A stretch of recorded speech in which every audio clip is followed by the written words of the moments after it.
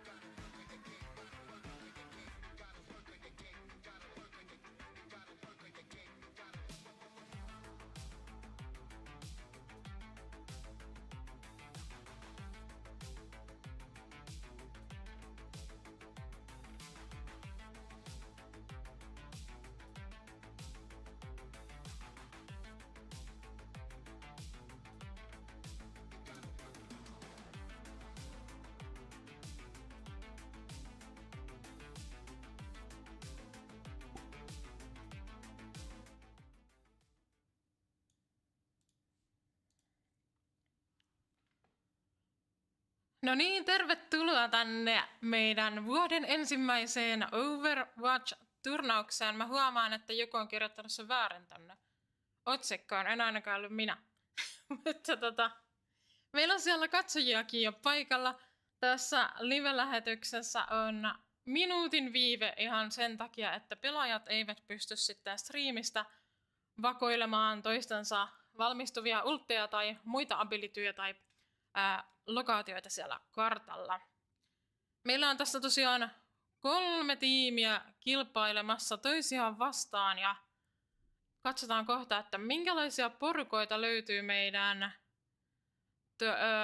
turnauskokoonpanosta. Tämä turnauksen selostus on siis englanniksi, mutta saa kommentoida tuonne chattiin suomeksi. Ihan suomeksi tai englanniksi, niitä kieliä ymmärretään, muista en mene takuuseen. So, welcome to watch our first Overwatch tournament of year 2024.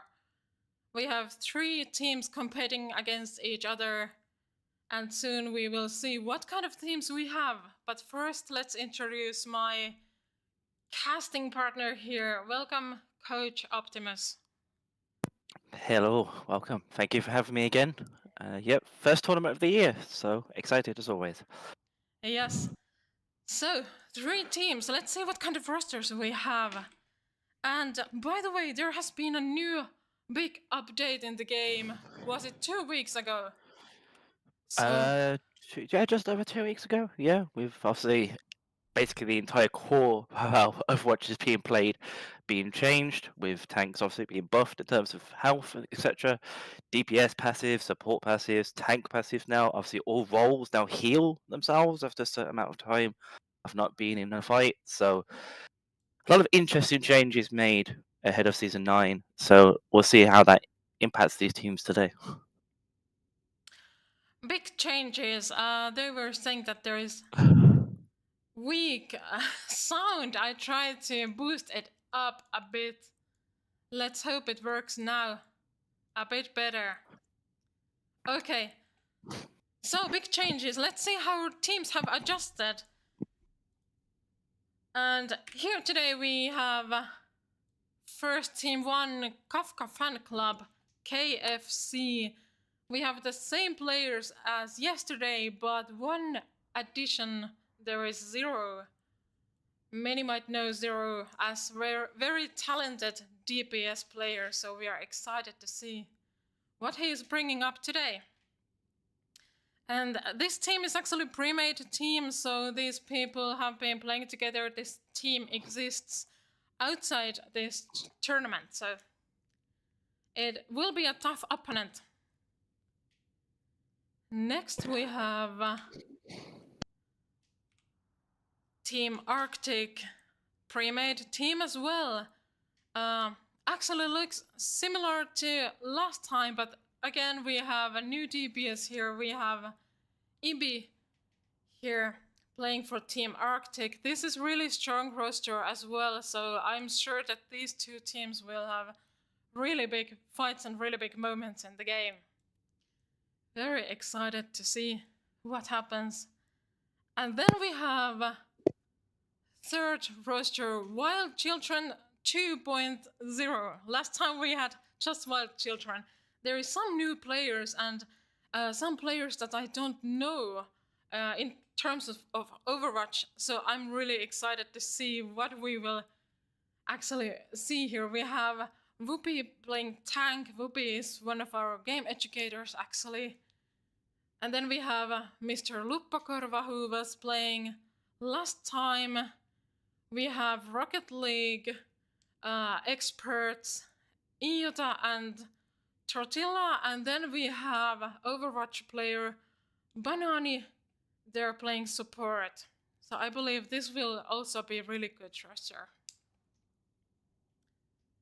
Yeah, I mean, obviously, a few differences between what happened in the last tournament we hosted. Obviously, Wild Children in the last tournament, the originals, were full of Valorant players. Yes, I know we're in Overwatch. I'm not going to talk too long. But if I remember correctly, these two teams here were the two teams we had in the final last time round in the tournament, and Arctic came out on top. So, especially with these teams being pre-built, a lot of the players being the same, let's see if now with the patch change, that's happened, and it's been a few months since we've had that tournament. Is KSC are fighting for that revenge, and can Arctic defend their title as the last champions of the last tournament? That would be very interesting to see, as we will be opening up here on Oasis once the teams give their R's, which I believe both teams have done. So we'll be going in any second. Yes, I got confirmation that both teams seems to be ready. So we're ready to start the first match. We will go to Oasis. Do you mind explaining what kind of map is Oasis control map? What means control map? I believe I said Oasis are not a poll, but I do. I apologize if I got that wrong. Control play is, it's very simple, really. What it means is there is a massive, quite big objective that will have a big unlock screen above it originally, and teams will be fighting to take control of that point. Once one team kills the enemy team and they cap that point, they'll be trying to cap all the way up to 100%, and whatever team gets to 100% first wins that round, and it's the first to win 2 out of 3 maps of those of the same type. So 2 out of 3 of those rounds, they will win the overall map, and then we'll go on to the next hybrid or escort or push, whatever the teams decide to pick. So first things first is you're fighting for an objective. Once you control the objective, you're looking to keep control of the objective until 100% to then win that round, and then you repeat that again for the second round and for the third round, potentially, if it's a draw in terms of both teams being able to cap 1 round. Right. Now I got actually confirmation that everybody is here, so let's go for the first map. There is chat saying that the voice is a bit tiny, so I tried to boost it up as much as I could.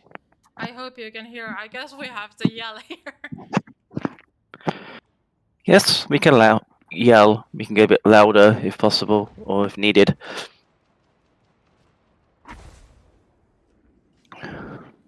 My game is taking a little while to load. As we go loading into Oasis, we'll see which round has been drawn first. Of course, with all control points, it's completely random which round is picked first. So we will find together. And it's going to be Oasis University that will be the first round here in this, commonly known for a university, because if you actually look through the boards on the left or the right hand screen, depending on where the camera is, you'll actually see a university board if you look through the glass. That's a nice little Easter egg for people who wasn't aware of it. So, but yes, Oasis University historically in Overwatch has always been a very sort of brawl heavy map, heroes like Ryan, heroes like May, Lucio got a lot of value because of really tight corners around the objective. Looks like here that we're going to be seeing the red team here coming out, and a very similar brawl style with a Junker Queen with that May.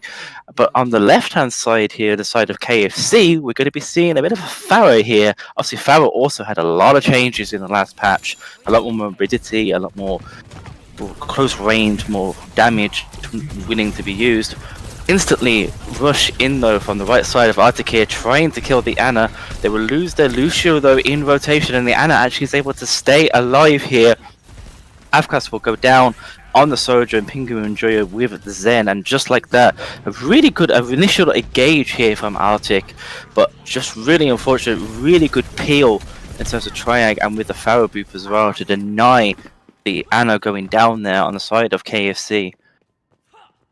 So KFC will be taking first point percentage here, and this actually really favors their comp as well, because of playing like Ana Zen, you're playing a Pharaoh, you want to play a bit more pokey rather than really up close and personal like Arctic want to do. So Arctic have to be very smart with their rotations here to try and get on top of the backline. We've seen a swap over to the Echo as well on the side of Arctic, so the Sojourn instantly dropped.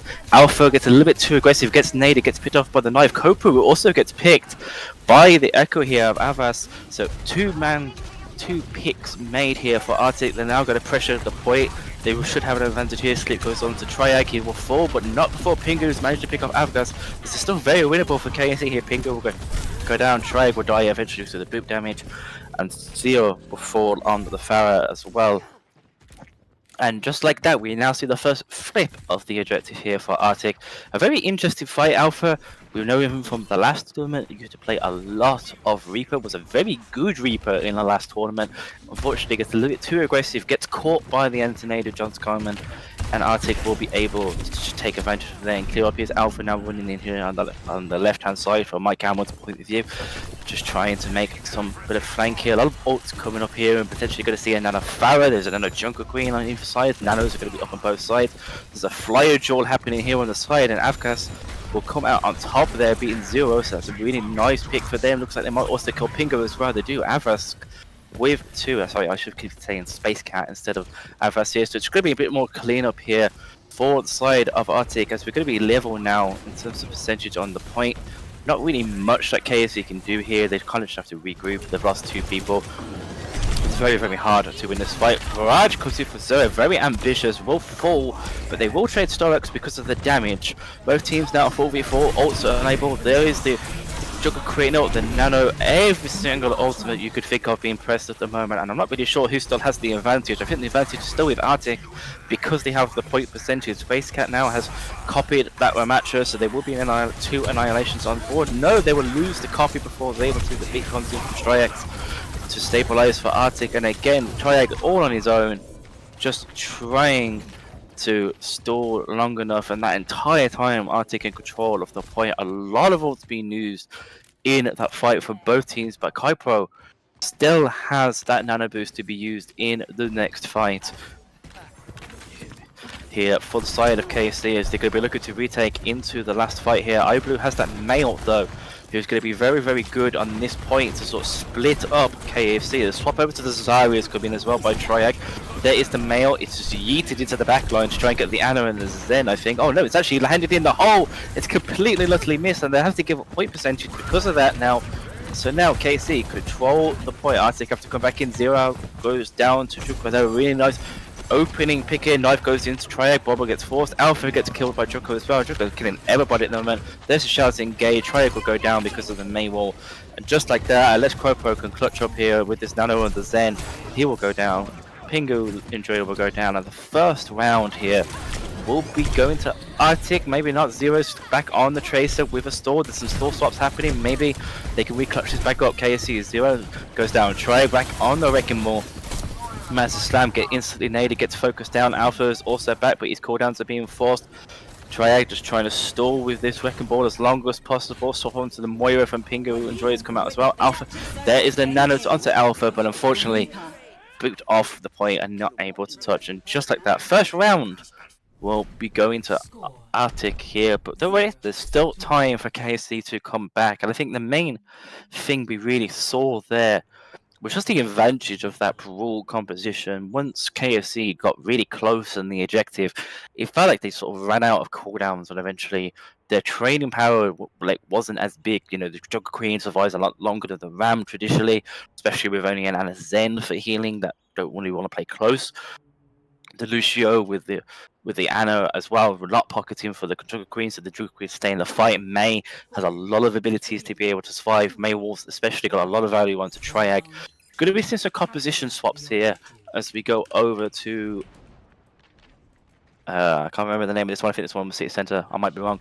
We're seeing the Winston coming out on the side of Arctic with the Junker Queen Soj. There's been a few changes here, but still very dive oriented now. They've gone from a brawl to a dive. I believe instantly falls to Triag, who have also decided to rock out on a dive composition here. What dive means is that you want to find an opponent and you want to just dive another opponent, force their cooldowns, and you want to kill them ideally before they're able to escape, as Alpha will be able to take out Afghans there with the Genji. Triag with the kill with the grapple kills off John Skyman. It looks like for the second time that the first fight will be going to KFC here.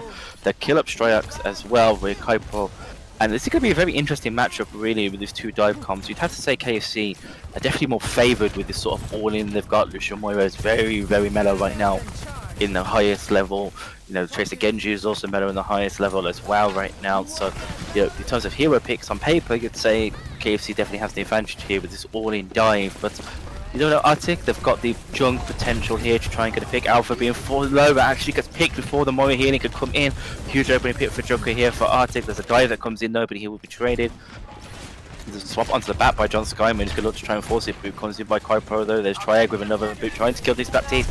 Lamper get 4-0. He's able to go down to iBlue though. So right now both teams are even, trying to be forced a little bit by Stryax. Triag though gets a little bit over aggressive. It gets picked by John Skyman, not able to escape. Kaipro gets taken out by Space Cat on that soldier now. And Arctic, again, a very similar situation, taking the point back with a very similar percentage to what they did in university. And I think the main thing that went wrong there was just KFC tried to go for a dive, but just unfortunately wasn't very coordinated. Triag there almost goes down because he gets caught by the trap. He's actually able to escape with their life.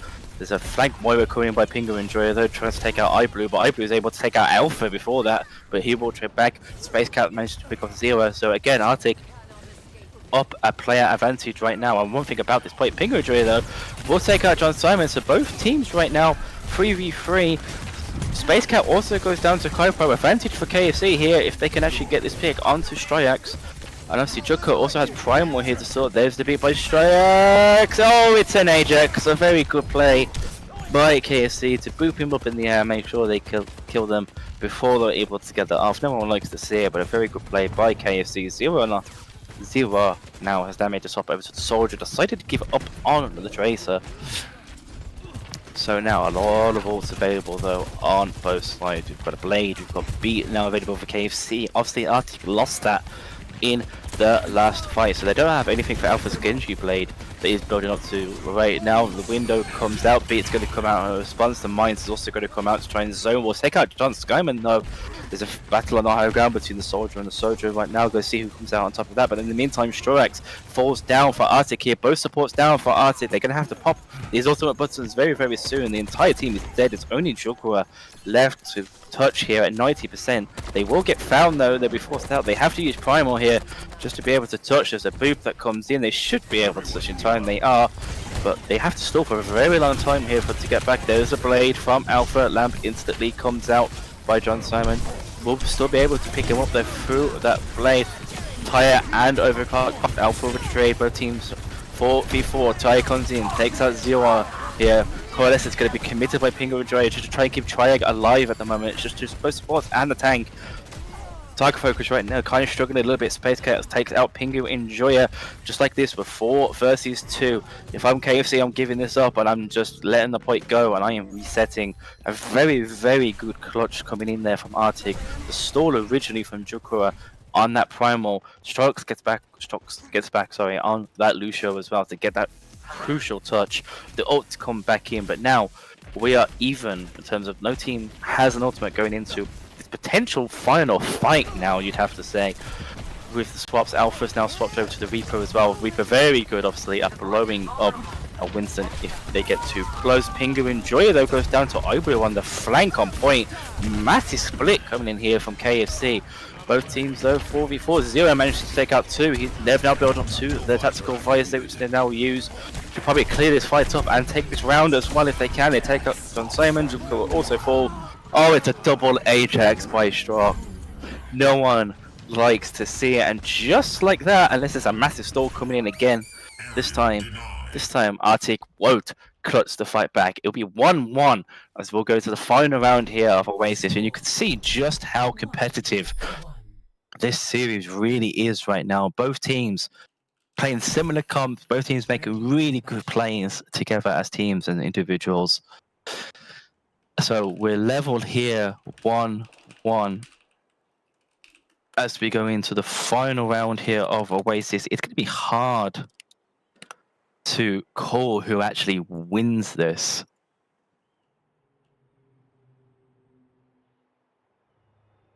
So let's see what happens. So, any swaps? There's a few swaps coming in. Drag over to the Zarya. Also, Zarya, after the hot fix that happened last week, I believe it was, Zarya got a lot of buffs in terms of their her damage in that patch. So the Zarya coming out, Zilla sticking to that soldier here, going to be taking the high ground. Lucio Moya, but we are seeing the return of Farah, but this time for Arctic and not for KFC here in Space Cat. And Juka with the Roadhog, very interesting pick. Also did get a buff to his damage reduction as well in that hot fix that came out. So very sort of brawl, sort of pokey here from Arctic. Well, KFC is a lot more straightforward, just in your face and kind of brawl you with the Zarya and the Reaper. So it's just see who gets the advantage here. First percentage will again go to KFC for the third round in a row. Kuipo though managed to take out Strop on that cubicle. That is a huge pick really to open this up right now. KFC don't really have to do anything because they have point percentages. They will push in. No Alphas able to get a late kill there onto iBlue. And I'm hearing a Farah, but I have no idea where this Farah currently is at the moment. I think Space Cat's having fun trying to find a health pack, being currently set up behind. Joker goes for the hook, misses because of the bubble by Triag. And right now, I have to say KFC's just got the advantage, but Zero goes down though, trying to 1v1 Space Cat here on the Farah. They're building up to their barrage as well right now. Looks like Alpha's going to come up on the Reaper just to try and deal with this Farah, trying to get him out. Joker goes for the hook, but unfortunately the Faye comes in to deny them the hook. KFC needs to make a move. Space Cat manages to take out Pingu and Joya though, so no main healer really on the side of KFC. Now they really have to try and get aggressive. If Alpha has the death boss in, they will do that. He's going to get hooked out of it though, but the damage is still enough to take out Juka before he's able to die. And John Simon also got picked up by Kuipo on the side there. Massive pick coming in there. Looks like Space Cat's trying to make a decision if they want to swap to a Somber or into, into something else. Here looks like they were going to settle on the Somber. The Reinhardt is also coming out now. So we have Reinhardt on the field. Kiriko and Nano available for Arctic here. Going to have to look to get value as KC has a lot of ults. I mean, the KC have all of them. There's the grab into the Kiriko. Space Cat's already dead. There is the Nano. Comes in to the Reinhardt, but it's not going to be enough. Zero's managed to kill two. The beat overlap from Kuipo, and just like that, it's only Juka here with a hope trying to stall. And I think this is going to be it. This is probably going to be one final touch here from Space Cat on the Somber, able to touch once, but probably will go down now. Pingu and Joe will use his Coalescence, should be able to kill them. They are. Strux is back on that Lucio now with that swap, but they will die to the Lucio Beep. iBlue will be coming back with this mail, though. Let's see if they get more value this time round after last time it landed in the hole. It's a boop onto Triac though from Joko with that swap over. John Simon gets swapped back though. Joko will get swapped back though on the ball, and KSC will eventually just clear up the stall. Not enough this time for Arctic to clutch it back, and KFC will be taking the first round of Oasis here. Play of the game. Here we see play of the game for Zero. Actually from the last map. So next, the loser gets to pick the next map, and we will play escort map. So let's see what Team Arctic will choose. I mean, yeah, it's it's an upset, really. As I said, we talk about the history of these two teams against each other. Arctic obviously came out on top last time these teams played together in this tournament, played against each other. Sorry, in this tournament. Obviously, there's been a few changes, a few DPS changes as well that's come in. And maybe those have actually make a big difference there. But I really think both teams, that was a very, very close series. I wouldn't really say that you could look at one thing and be like, obviously this is how one team won or like how one team lost. One thing I think I will say though, for that third round of Oasis there, I think KFC just had the better comp. Their comp made a lot more sense as well to like get a pretty good level on in terms of just having a Zarya Reaper, Lucia Moya, like you know what you're doing with that kind of comp. You're playing brawl. You want to play up close. You want to play into the enemy team. Arctic, they came out on like the Pharaoh with the Kiri and the Anna with the Hog. But then they had a May with it as well. So I think there was a few hero swaps that I definitely would have liked to have been changed there for the side of Arctic. I think really sometimes you roll the dice and you hope that your comp's going to work because you're playing what's best for you. But sometimes the enemy team just does come out with a better comp at the end of the day. In KC, they take that round, they take that map. We will be going to the second map now. Obviously, this is the first of two series as well. So this is match point for KC. I haven't mentioned that yet, but looks like there will be a swap here. Pingu and Jury is coming out for KFC. Sun is coming in for KFC as we will be heading onto Circuit Royale. So going to be interesting. Let's see what comps are going to be played. Obviously, Sigma map Zen has been very prominent between all of Overwatch 2 since this map has been released.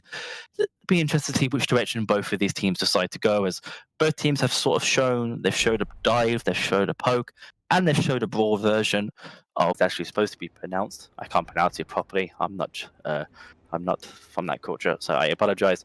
So it looks like here on defense, KSC, they were able to take the map.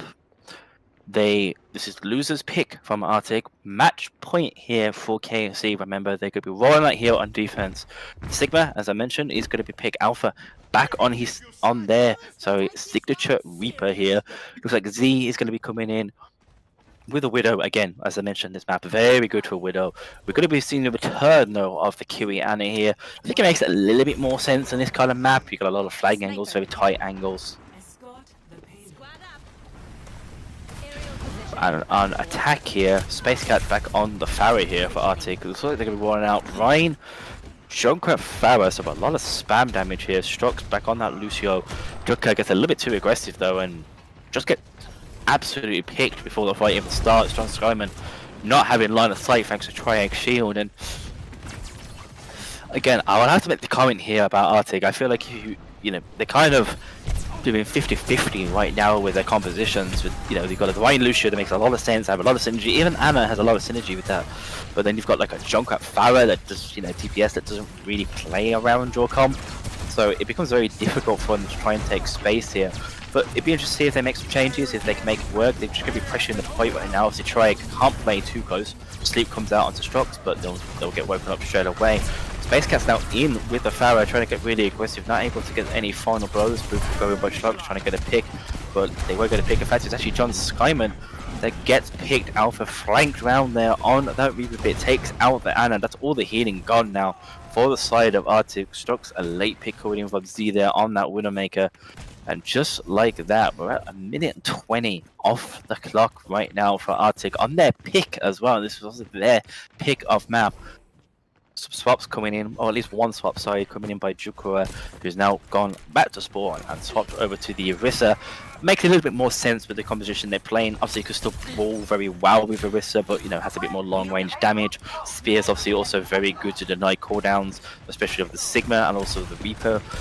Alpha though will be able to pick off Strux. iBlue will fall to Z. Oh, and Z with that Simon shot as well. 2 picks for the Widowmaker there. We all love to see that, unless you are on the opposite side of that Widowmaker, thinking your head or your team's head, should I say? But I mean, right now, 2 minutes off the clock. We're still building up to our first ultimate here for the side of Arctic, but we will have Nanofara, obviously an EU classic here of Nanofara. We'll be interested to see how that will be used, but before the fight even starts, Alpha on that Reaper able to take out Chukura.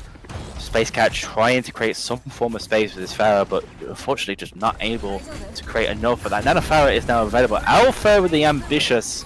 Wait, I said it was an ambitious Death Blossom. He's actually able to pick up Space Cat despite the sleep that comes in. Trey comes in, the Z will take out Strux. I didn't even know where that shot was, but that was probably a hell of a shot. Juka has now made their third swap of this game over to the Ramatra now.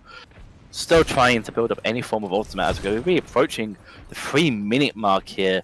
KC looking extremely solid on this map right now. Arctic though, they have the ult building up, they have this Nano Pharah that could definitely open up any fight. The walls are going to come in early by Z, so they'll be able to see where this Pharah and Anno's coming from. Alpha goes in early, gets forced, his Wraith. Their Wraith is now being forced, looks like he's going to be going for a flank. What comes out and misses.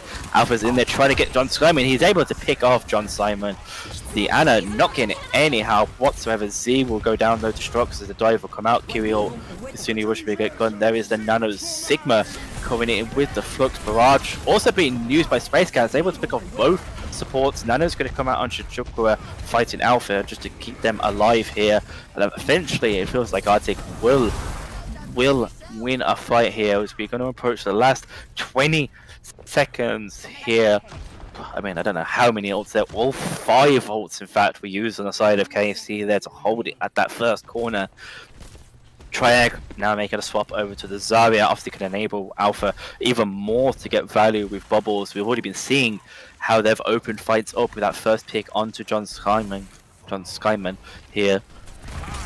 So Alpha walking up, just trying to touch the point right now. Annihilation and Tire available for side of Arctic, but John Skyman goes down before the fight even starts. Beat's going to come out by Strikes. This is all the healer they have right now. Arctic have to make a play and they have to get a pick. They will trade Kypro and they'll take Zera. Space Cap becoming clutch on this Pharah pick. Ibru being able to take out Alpha, and just like that, by the skin of their teeth, literally, Arctic will be able to take first point here, and we will be continuing on in this series. Now on to the second point, the Annihilation coming in there, but Space Cat actually finding a lot of value on that Pharah. Obviously came in clutch with the barrage to kill both supports in the original fight. There picks off 2 picks as well with the flank, so they win. John Skyman has got to be very careful. They are being found out a lot at the moment on that, and are getting picked first. But Strux needs to peel them a lot better than what's happening right now. Form will come out by Juka. They're not able to get any value as both teams are sort of just posturing now around the point. Alpha gets trapped, but they're fine. They get some heals and they get bubbles. Z on the soldier pick now over the Widow. Obviously a lot better versus Pharah to try and kill a Pharah there. Alpha able to pick up John Simon thanks to the help of the bubble. Z will pick off Space Cat and just a few clear ups here from the DPS. As I mentioned, yeah, the swap off the Widow of the soldier, soldier obviously a lot better at forcing against a Pharah, a lot more consistent damage. Also does a lot more consistent damage with the DPS passive as well. Obviously against Jukura on that Ramatra. So a good swap on the side of KFC there to really see that the Widow is probably not gonna work long term here on this map. So they make that swap. Again, we have Barrage, we have Tire still for Ibru. The Barrage comes in by Space Cat. I've got a feeling that might have been a misclick because that was nowhere near the fight. Tire also comes out onto Triac. They get very low, but they get cleansed and they're going to get Annie heals up. Potentially going to get nanoed here as Z will fall to Strux. There is the Katsune Rush coming in on the side for Sun here of KFC. They'll trade Ipo, both teams before Cleanse also gets used. Potential for a kill here, but Alpha will take out Strux but they will lose their life to Space Cat. John Simon with the swap over to the Kiriko. Instant cleanse and Chuka to keep them alive. And they're going to be taking some space here for Arctic. Annihilation and Beat coming up for them, but a lot of ults for KFC coming up. Nano, Visor, one of them. Grav also in 20%-ish for Triag.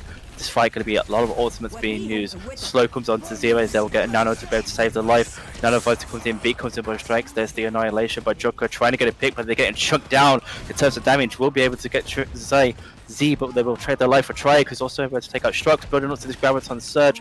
Space Cat's having to touch now on the Pharah to stay long enough. There is the Grav. Oh, the Grav misses, but it doesn't matter as iBlue will be able to clear up. So iBlue will be forced into Alpha. Sun and Triad get their final picks with the Death Blossom. Just like that, the point will be stopped just before the cap here on second point of Circuit Royale.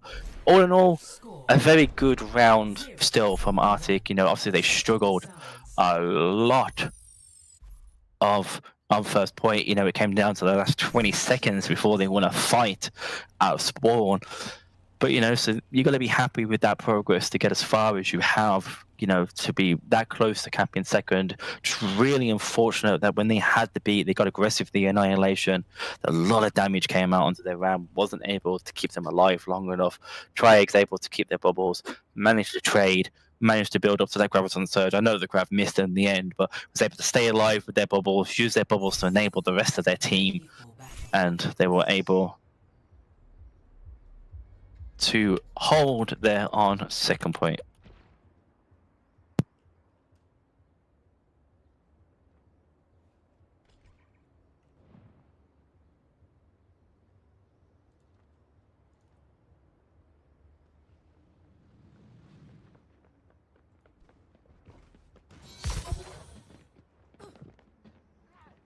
Apologies, my mic was actually muted there. Right.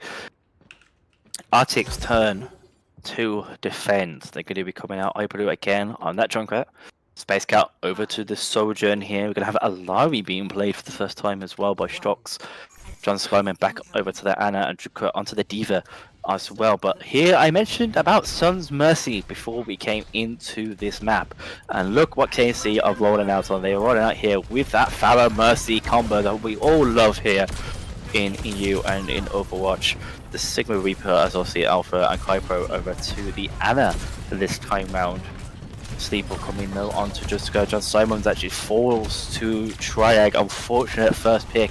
Again, Blue is able to take out Alpha though, so right now both teams are even. Z just kind of pushing the point a little bit here. Space Cat gets very aggressive, will get punished for that aggression and just trying to make a play, get a trade. Blue will fall to Triag and Arctic, they have to burn right now. They might get the staggered picks might come in here. They will hope it won't be. Joker will be able to survive and Strux will be able to as well. Z already 70% of that barrage with this Mercy Pocket ahead of this final fight here on the first corner. Rock coming to Strux. Unfortunately no follow up there for the side of KFC. Right now KFC just pushing the point, only one, you know. Arctic will have to make a play. Looks like Strux tries to make a play here when they allow. He gets a little bit too close though, able to back off. Joker's able to back off despite the rock as well. Blue though goes down to the flank by Alpha again. That's not the first time that's happened so far on this map. Alpha also is able to take out John Simon before Space Cat's able to shut them down. Huge pick there, up one advantage for KFC. They have to go quickly. Anna is dead. Sleep starts going in. The rock also comes into Joker. They're not having a great time right now. Space Cat will eventually fall down to Z in the corner, so they just have to clear up point here. KFC. Z is able to pick up Blue as well. They come back from spawn. 3k from the Pharah coming in here. Joker gets demech. Pharah doesn't get the final pick, as Triag will pick up Joker, and just like that, 4 minutes and 35 seconds here for KFC to basically cap second point effectively on Circuit Royale. Joker is just going to make a swap over to the Orisa now. No more Diva, a bit more brawly to try and battle this Sigma, I think, a little bit more. That's denying a lot of angles in terms of healing for John Simon especially. We're going to have Sun available for Strux though on the side. Flux going to come in really early here for Triag. It's all 5 players! Absolute huge Flux comes in by Triag. The barrage is there to follow up by Z, and that was perfection from the side of KFC there to win that fight. 2 ult used, they still have the Nano, they have the Valk for the next fight. Alpha's building up to the Death Blossom. Arctic, you have to make a play. This is match point right now to stay in this series. You have to make a play with this Nano, and with this Sunrise coming out by Strux as well. There's the Nano, there is this Sunrise will come out, will land on 3 targets. Nano on the Orisa, but Nano by Triag is able to keep them alive through the explosion damage. Here Strux really low, will get picked off by Triag. Death Blossom's going to come in. Death Blossom's not even needed. We'll get the final pick, and just like that, that would be the map to KFC and also the series as they will take a 2-0 win. And this will be play of the game, I believe, for this huge 5-man flux that happened here on second point. Look at that, all 5 people slammed down to the ground, 2 die to the damage, the barrage is there to follow up. absolutely fantastic play coming in there from KFC, and there we go. They deserve the win in that series and were very dominant on that circuit royale, despite it not being their pick, obviously. So KFC, they will advance through to the finals. Will we be seeing a rematch of them versus Arctic again like last time? Stay tuned and we'll find out. So, next match, KFC, who just won this first match, is actually staying and will face Wild Children. This will take a moment while we invite the next team here. They will have Ringer playing for them, DPS, I believe. And we will go control map again. It is Busan.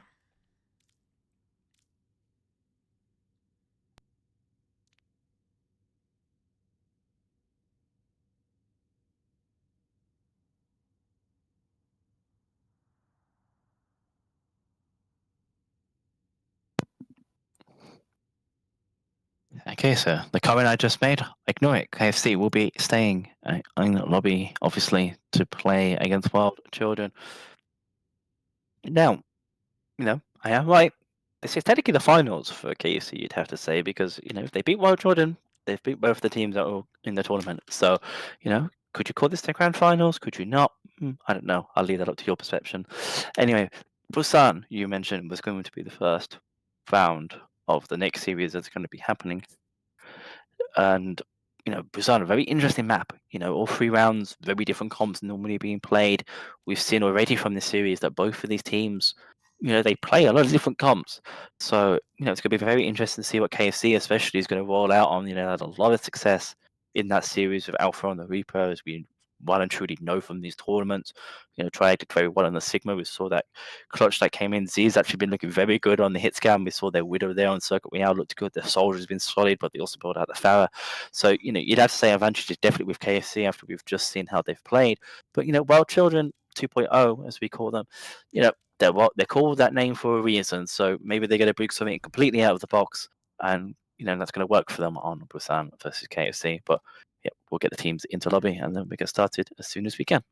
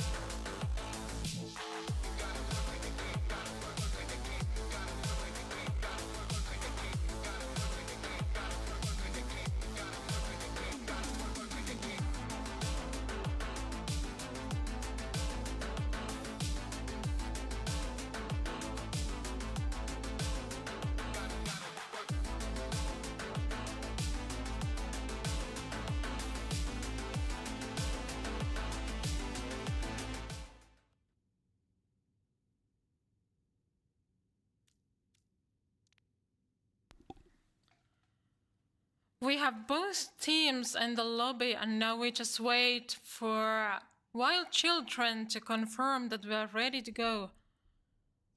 We switch KFC support player Crow the bench, and Pixel is back in the game.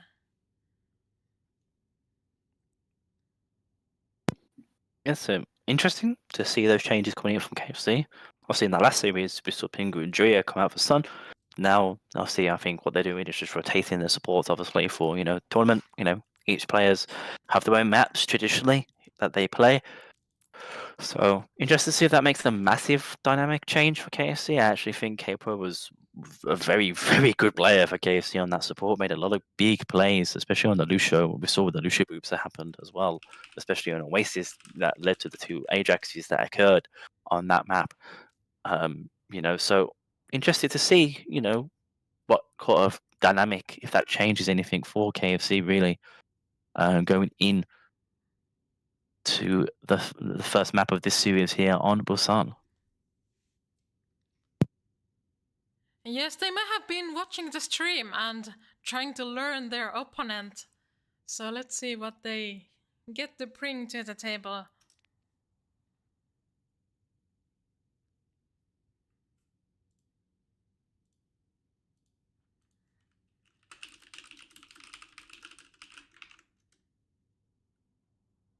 It looks like we're just waiting for Wild Children to confirm that they are ready so we can get into this series. Obviously, really excited. Busan, different McConnell map from Oasis as well that we saw in the previous series. So, can KFC ride that momentum of just coming out the official, or will Wild Children be wild and bring something out that even we won't expect as spectators? Yes, they had a little bit of chat troubles, but now seems that they also are ready. So let's go and start our second match.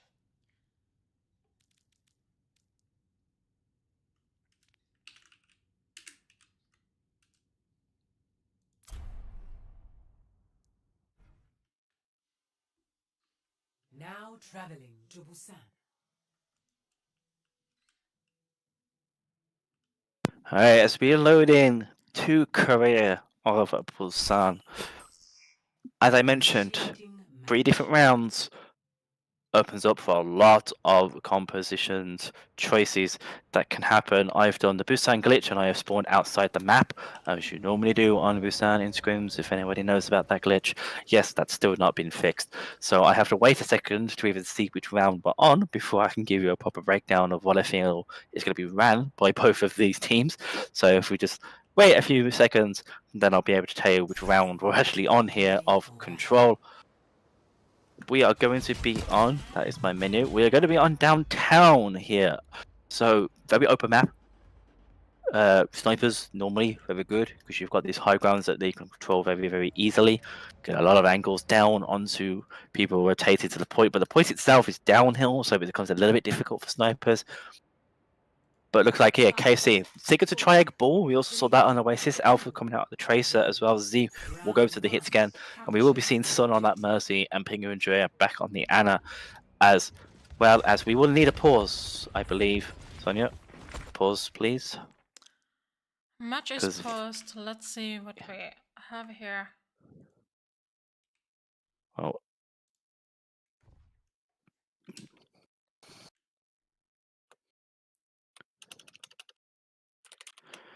there's been a hero that's not been picked. So I assume it's because they're AFK and you weren't able to actually say that they was. But I've caught the pause, gave them plenty of time, gave them 10 seconds into the round actually starts, so they even get the, they get a notification about it starting. Hopefully they'll be able to join. Maybe they've just stepped away for a second, or they're just having a problem. But obviously, we want for the sake of fairness, sorry. Excuse my English, you wouldn't think it's my first language. Obviously we want all players present to be able to play. So we'll look into what's happened for Yes, I will ask if any help is needed there.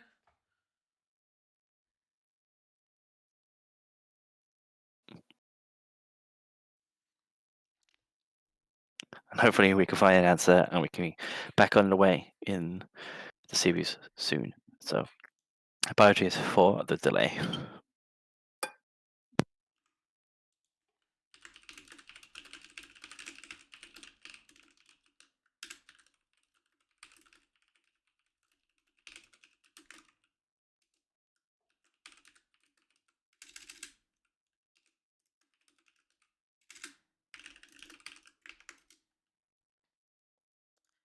Everything seems to be okay, so we are able to unpause soon.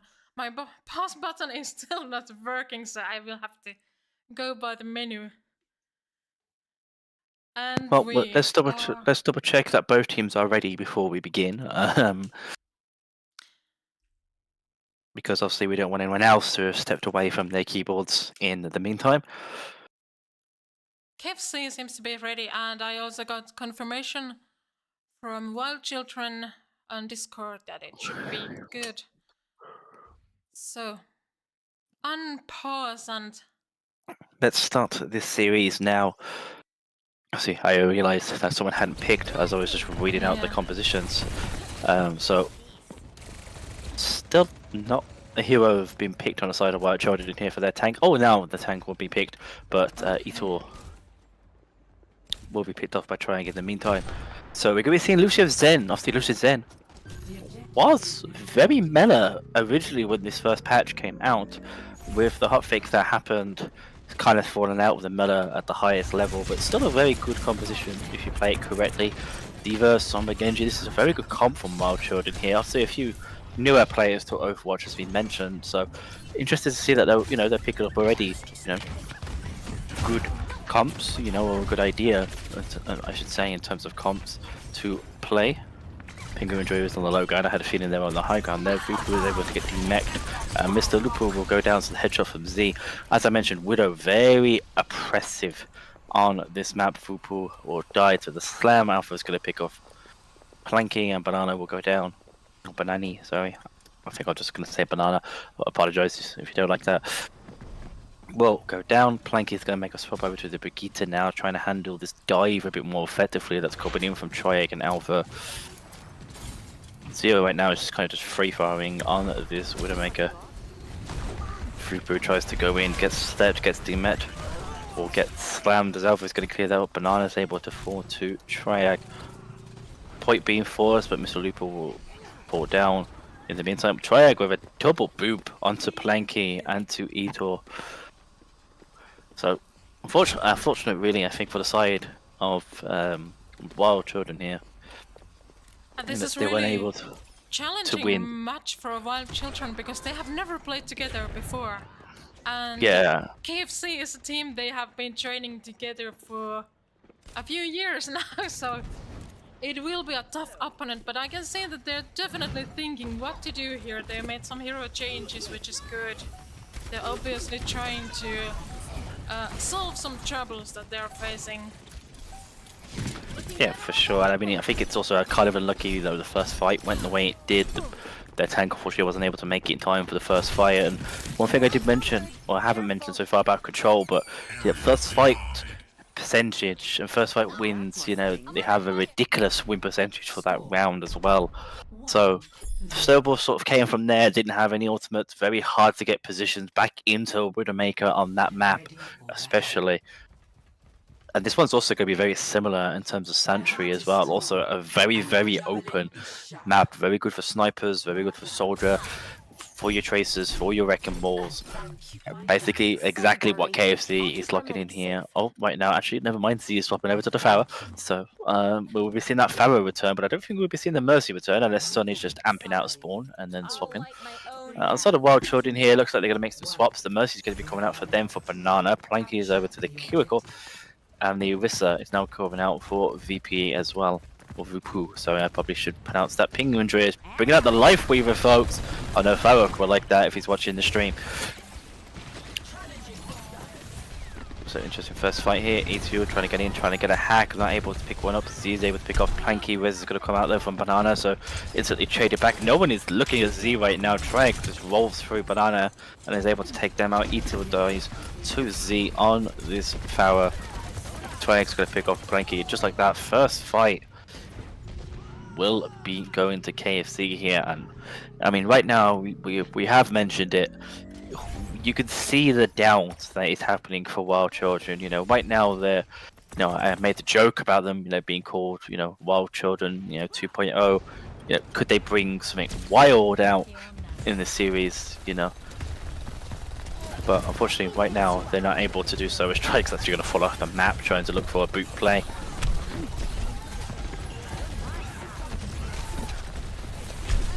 So Lupu is going to fall to Z. Pingu and Joya will take out Banana, and Z will take out Poopy. I think you can see right now, unfortunately, the difference between, you know, a team that's a lot more organized and played together, and it kind of has an idea of what they're doing, in comparison to effectively brand new players, really, in a team environment. And you know, you can see that they're, you know, they're trying. They've made some spots. Planky's gone over to the Ana. I didn't really mention that, but they've gone over to the Ana. Etor has now given up on the Ana. Sorry, no, not on the Ana, on the Somber, and moved over to the Ash is what I meant to say, and now gone back over, now gone over to the Widow as well. So you know, a few swaps definitely coming in here from Wild Children, trying to just make some changes to get themselves back into this map at the moment. Z is going to take out Mr. Lupo. Banana is hacked on the side by Alpha somewhere. Looks like they will fall. They will. Pingu and Joy is able to get that final blow. Fupu will go down to Z. Sun's able to DPS the Planky to death before they're able to go down. Oh, that's another boop off the map for Z. That's the second time that's happened so far in this round. And it's 75% on the board, and I'm going to be perfectly honest right now, it's not looking very close to Wild Children here. They're going to have to get some miracle coming out here with Planky's ultimate of this nano. Triag though is in spawn, could be punished for this. It is anti-nated, they're able to escape. E2 has now made the swap over to the Pharaoh themselves, but you know, it's a bit late for this call. Lupu is now swapped over to the Bastion. Nano's going to come out onto E2. Mr. Lupu is going to go down before that. EMP is going to be followed up, going to hit 3 people. Planky's down, Banana's down, no one can touch on the side of Wild Children. And KSC will take this first map, and to be perfectly honest, it was very dominant. Yes, though now Wild Children gets to pick which map they want to play next. So, they might have some idea that they know that this is a strong pick for them. Let's see. Yeah, I mean, a lot of people say Control, you know, Control is kind of 50-50. A lot of people say that Control is a map where if you're just better skilled, you can win Control, because it's very deathmatchy type of thing. But if you're not, so you don't necessarily have to be the best team to win Control, is a lot of people's perception of how the map sometimes can play out. And you know, we can definitely see the skill difference in terms of just how long KSC's played together. There's a lot more synergies. They're a lot more working together properly as a 5. So you know, it'd be interesting to see now as we go on to, you know, to Escort. You know, it's a different form of map. Obviously, it completely changes the way that, you know, you're playing around the map. You're playing around an objective that's moving alongside with you, or you're defending a certain area of space. Obviously, Control is a very open map, and really, it's not very tight knit as Escort traditionally is. So, you know, maybe with the map change, maybe Wild Children just aren't a Control team. Maybe, you know, there's a lot of teams that have struggled with that in the past. I hate to mention the San Francisco Shock did a little bit in Overwatch League. I know people don't like to admit it, but they did. So, you know, doesn't matter. You know, it can happen.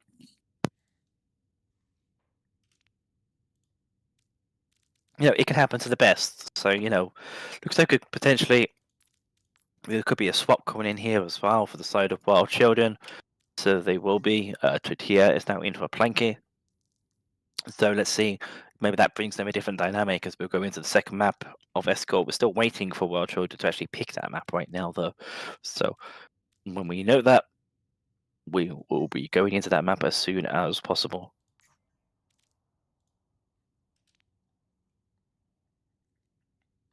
And we actually got the original player here, so Tortilla is joining the game.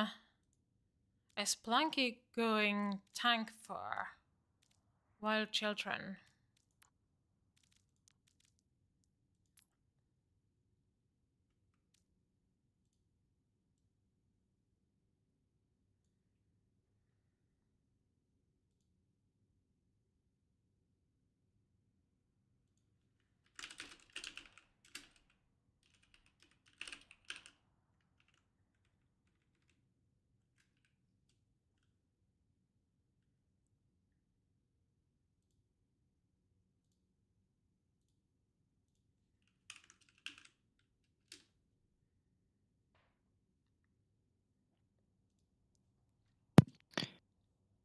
So yeah, Tortilla is here. The original player for Wild Children, no longer has now no longer required.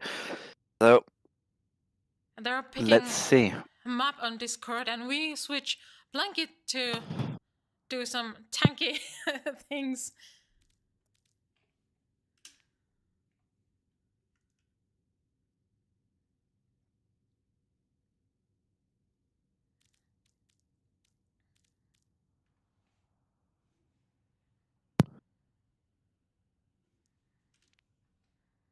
Yeah, so hopefully we'll see what the map pick is. They actually have their original roster now as well. I know Planky is on tank, but they have the original 5 players.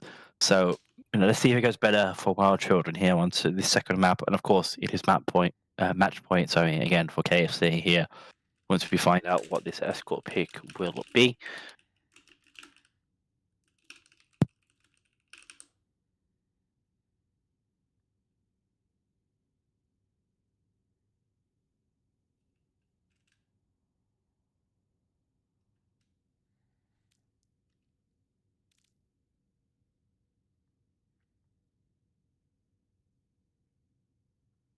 And Wild Children are really taking their time with this map pick.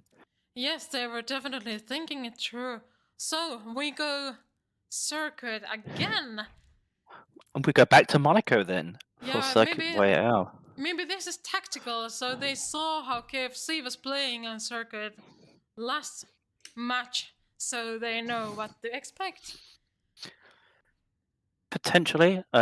Should also mention that there has been some changes for KFC as well. Triag is now out. Sun is now in. So some changes on the side of KFC as well ahead of this map. And second real, I mean, it's a very, very bold choice. I know you just saw them play this KFC, but did you also see how dominant KFC actually was on that map? I mean, they were very, very good on that map. Of course, that flux, that 5-man flux by Triag that we will be seeing over and over again in highlights on these series. But as I mentioned, Triag actually not going to be playing this map of second way out, so maybe KFC, they want to try something a bit different here for this series, this time around. Okay, so KFC is ready to go.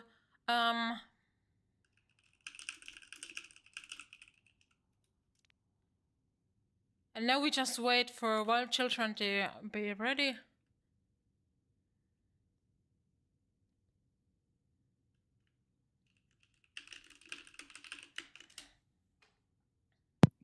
Yeah, and just like the last series, KFC have picked to defend first as well. So, we did see versus Arctic. We did see KFC almost full hold. Now, with how well they played against Arctic, and after that first map has just gone the way it has, maybe KFC want to go defense first, and they want to full hold them again potentially. They're confident that they're going to be able to do that sort of spawn / first corner hold again for a second time round, even with changing Triag out, so they will have a different tank playing this time round. But here we are in sunny Monaco. Obviously, a lovely view of the map. If you're looking out, we've got the Formula 1, Overwatch's version of Formula 1, I should say, happening on the side here by the statue, as we're going to be loading in to the game. So yeah, Sun will actually be picking up tank. I did see when they were subbed in, I thought maybe someone else would be swapping over the tank. Obviously, Sun, we saw play Mercy and Kiriko this time on this map in the last series, so bit of a role change coming in there. We also mentioned how Planky is also doing the same on the side of Wild Children, so a few people having to fit in other roles, which we never like to see, but as long as they can play them and they can play them correctly, then maybe, as I mentioned, you need something different in these kind of series when stuff's not really going your way. Maybe that's going to work for Wild Children. So basically almost exactly the same comp, I believe, coming out by KFC. I mean, actually, it's not the same. The Sigma and the Reaper have been given up for the Reinhardt sorry, excuse me, and a Genji, but Z will still be on that Widowmaker that was ever so dominant against Arctic on the first point here. We'll open up instantly with 2 picks on 2 wild children. Who's coming out with the Soldier, the Lucio, the Anna, there's a Diva by Planky. A pin comes in from Tortilla from Sun from downtown. Is now back on the Sombra. They said really like that Sombra pick. Maybe a good pick here against the Widow if you can actually be able to surprise them and get on top of that Widowmaker, but kind of difficult for them to do. They're actually hacking Alpha, who's currently in the spawn at the moment. Alpha being very aggressive on this Genji. No one's really doing anything about them though at the moment, so it looks like Alpha's actually going to be able to take life Planky, making a play onto Z here, trying to take out this Widowmaker. Mercy Pocket will come in there by Quipro. Looks like they're not going to be able to get that pick. Sun goes for pin, but decides to cancel it. This is like better about pinning into their spawn.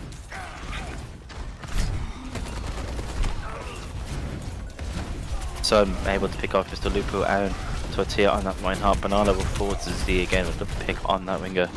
Sorry, another pick on that Widowmaker. Sorry, not Ringer, don't know where I got that from. Planky for Mr. Lupo, swapping over to the Bastion. Ito onto the Genji. Few DPS spots coming in here for Wild Children, trying to be able to break through this first choke right now that KFC are holding ever so well. Again, we did see obviously first Arctic. The Arctic was only able to take it in the last 20 seconds of this map. Alpha with the blade will pick off Mr. Luke and Banana. Is able to actually take out Z though on that Widowmaker. Tortilla is traded the Uber bomb from Palanki. Easy block for Sun there on that Reinhardt. Planky trying to make a play onto Pingu and Joya, will get naded before they're able to get a pick. E2 trying to get a kill onto Kaipo here on the Mercy. Will actually get that pick onto Kaipo. Shadows coming out there from Sun in their spawn. Huge shadow onto Tortilla. Will be able to kill Tortilla, but won't be able to kill Mr. Lupo, or will fall down to Banana. And just like that, we see here Wild Children. A lot of trade picks able to now push the objective, and unfortunately I have to cough, so excuse me. I am back. Banana picking up Z again. That's the second time now that's happened. Banana making a lot of plays on this Anna pick. Nano comes out to onto Mr. Lupo very early though. Kaipo will take out Mr. Lupo with the Glock. Mercy putting that out. Z gets their revenge on Banana, but should take their head clear off. Ito trying to just try and trade, but Z able to take them out as well as Tortilla. Some with the pin onto Planky, and KFC will hold. 60 seconds remaining. But they did get 51 percentage as Athena mentions. We're into the final minute here. Looks like KSC want to hold close to this first corner again. Form will come out early for Mr. Lupo. Deflect will be there from Alpha to the right. Z is able to take out Ito, though I don't even know where that was. Z again able to pick up Tortilla. And right now this Widowmaker just showing their dominance. Banana though is able to take out Alpha. Nano comes in onto the Valkyrie Mercy of Hypro. Has managed to get a 2k. Tried to get the kill onto Planky as well here. And they will be able to get the mech and potentially the final kill. Tortilla over to the Kiwi. I don't think I've actually mentioned that they swapped over to the Kiwi a bit earlier. I apologize for that idea. Not mentioning that. Kaipo is able to pick up Ito though on that Sombra. Nice early pick here for the side of KFC. There's the walls coming out. Mr. Lupo will fall. Wild Children have the touch right now, and unfortunately Plank is out of mech, so they can't. They get killed by Alpha. Z picks off Tortilla. And just like that, a 51.88 meters will be where the payload stops for good. For Wild Children here on Circuit Royale. Of course, their map pick, but KST showing their dominance really again. We saw how good they were on defense, against Arctic in the last series, and even with some change of Sun coming in on that Reinhardt. Didn't really look out of place, really playing that Reinhardt. Made a lot of big plays with the flank, managed a really good shallow at the spawn. Unfortunately, it was a bit late because their team was dead. But, overall, a very solid defense by KFC, and I think Wild Children, they struggled a little bit. I mean, definitely some life, definitely a lot more competitive on this map than it was on Busan. Banana and that Anna got quite a few final blows, so maybe with them now at the moment currently locking in the Zenyatta, maybe that's going to bring something here for Wild Children to be able to do an even fuller hold here on Circuit Royale.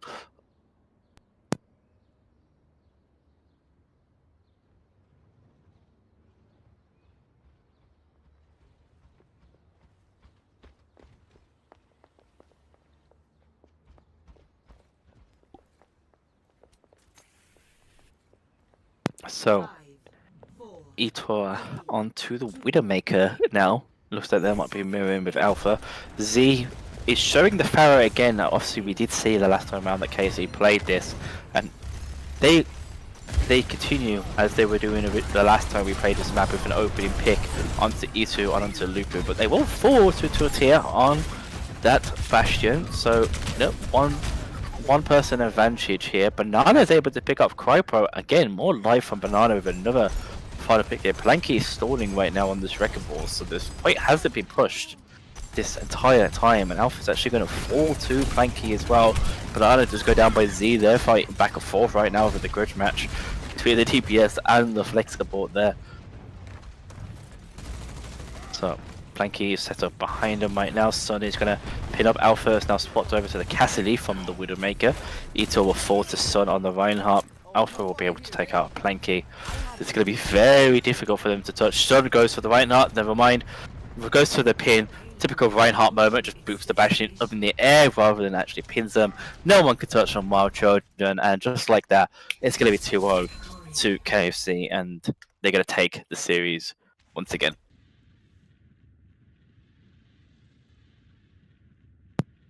Play of the game. As we're going to see Z with the play of the game for the Widowmaker this time. Well, nice headshot there onto Banana. Hack's going to try and come out and they will kill Etor here as well, I remember correctly. And I want to see this shot onto Tia on the Kimiko to clear up playing the game. And KFC will win the second series that they have played. So, well, be crowned, let's say, champions of the tournament. But we do still have one more game to come, which will be Wild Children against Arctic, obviously coming back. So we'll be interested to see how that series is going to go in a few minutes' time.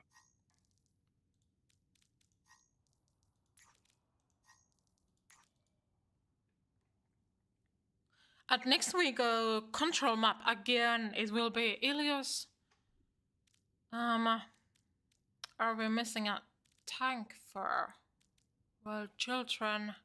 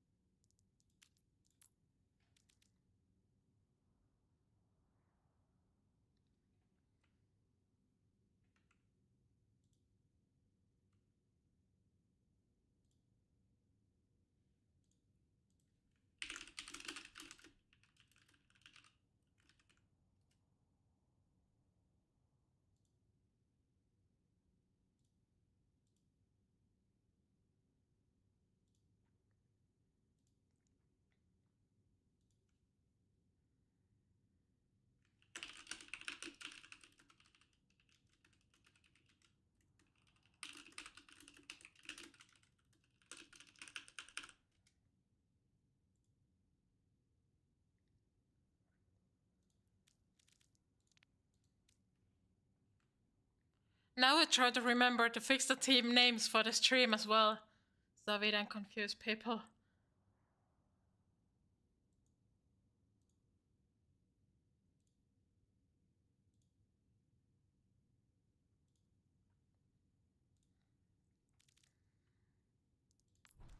Yeah, of course. You never do want to see KC popping up as winning when they're not part of the series. So yeah, Arctic, I'm in. For Wild Children, the names are actually the wrong way round for how the teams are in lobby right now. But we'll sort that out very quickly. And then we'll get into Ilios for the final series of this tournament between Wild Children and Arctic.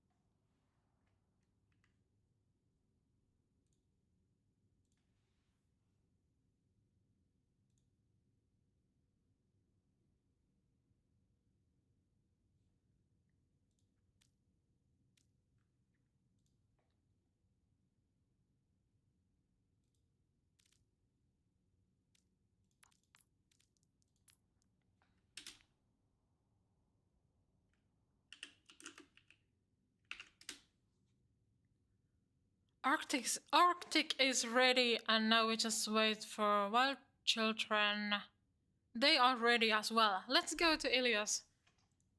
Yes, we're off from sunny Monaco to sunny Greece for the final series of the day between Arctic and Wild Children. Let's see if Wild Children can be a little bit more competitive against Arctic. Obviously, we saw KFC, they beat Arctic, so this is the battle for who's last, effectively. And we never like to say that, of course, because no one's losers, we're all winners here. Because we're all playing Overwatch for fun.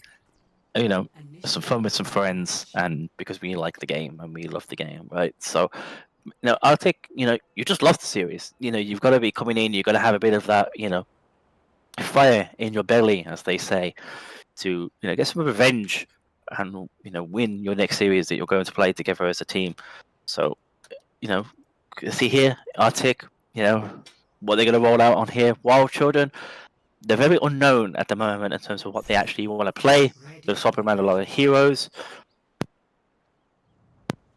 It looks like we've also had a wall swap here coming in, that the tier is going to go to DPS now, instead of support like originally when they came in on Circuit Round the last series. So, they're making a change in terms of, who's playing what role. They've already done that with Planky as well. So, let's see if it goes a little bit better here for Wild Children, as they're going to be rolling out on the Reinhardt, Genji, Lucio, Lifeweaver again for Farouk, and Bastion as Arctic. They're going to be showing the ball again. They showed this ball in the last series they played. iBlue also showed that Jonka a lot, so they're going to be coming out on that. John Simon back on the Ana as well, which was also very prominent in the last series that they played versus KFC. As you're going to see Jonka right now just rolling around a little bit on this Wrecking Ball, able to pick off Tortilla on the Bastion is what I actually was meant to say in that sentence. So first pick will be going to Arctic here for this first point percentage, I should say, here on Ilios Ruins. Slam in from Joker will be able to get out though with the adaptive shields and with the grapple. Being chased right now in their spawn, trying to really chase down Joker on this Wrecking Ball here. Yeah, I should mention that both teams are actually on Lifeweaver, so Farrak is very happy right now. If he is watching. Joker goes for the slam, unfortunately misses. Planky's 1 HP in anti though on the point right now, trying to pick him off there. Arctic, they will be able to. John Simon is able to pick them off with the melee through the shield, as Planky's going to fall. Slam's going to come out onto Ito from Joker. No follow up though for Arctic, so they're not able to trade. Planky's going to now swap over from the Reinhardt to the Roadhog here. Probably a little bit of a better pick versus this. Ryan, very hard to really get on top of anybody here. Space Cat's going to be able to take out Banana on that Lifeweaver and also be able to take out Ito. Someone is touching the point right now. It's Mr. Lupu. Not really going to be any sort of pressure. They're going to be chased down and they're also going to be traded and picked off potentially here from Arctic. Eventually they will finally go down. Planky trying to go for the hook off the map. Unfortunately misses. The slam also misses with Joker though, so no one's going off the map right now. Oh, there's a wall coming in by Space Cat. You're not locked in here. I'm not locked in here with me. You're locked in here with you, or whatever the meme is that they say these days. Space Cat will use the barrage. Nope, I've got last series in my head. They'll use the main ult to freeze up Tortilla. Slam by Joker. Mines come up at Ito. I think the phrase was, I'm not locked in here with you, you're locked in here with me, I believe is the saying that I was going for, that Space Cat was doing with that May wall there onto Planky, who's kind of getting bullied a little bit in this corner right now by the May and the Wrecking Ball. Unfortunately, he's not able to pick 97% on the board, not going to be touched by Wild Children. And just like that, first round is going to be going to Antarctic in kind of really a repeat of what we saw from the last series. One thing I will mention though, they are looking a bit more positive in this series. They're making a lot more plays, getting a few more picks. We did see in the last series versus KFC that they did struggle on control, but when they got to Escort, they were able to kill a lot of picks, they were able to get some percentage on the point. So, it'll be interested to see now we're going to Lighthouse. This is different map. with a different round.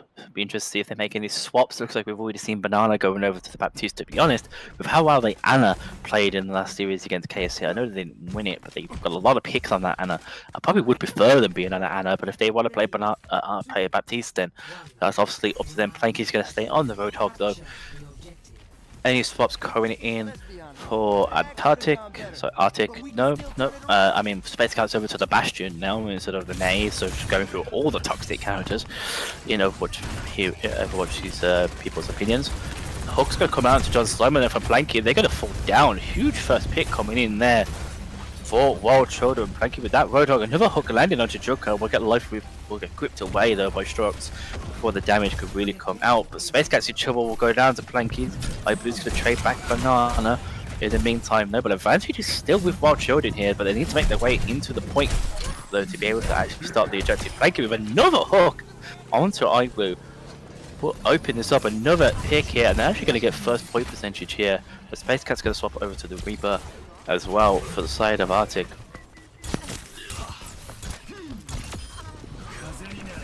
John Simon's going to fall down to Mr. Lupo, and already this round going a lot better for Wild Children here. First percentage on the points so far of this map. Another early pick there. Joker's going to actually roll off the map by accident there. Strokes is going to go down to Mr. Lupo and the Genji as well.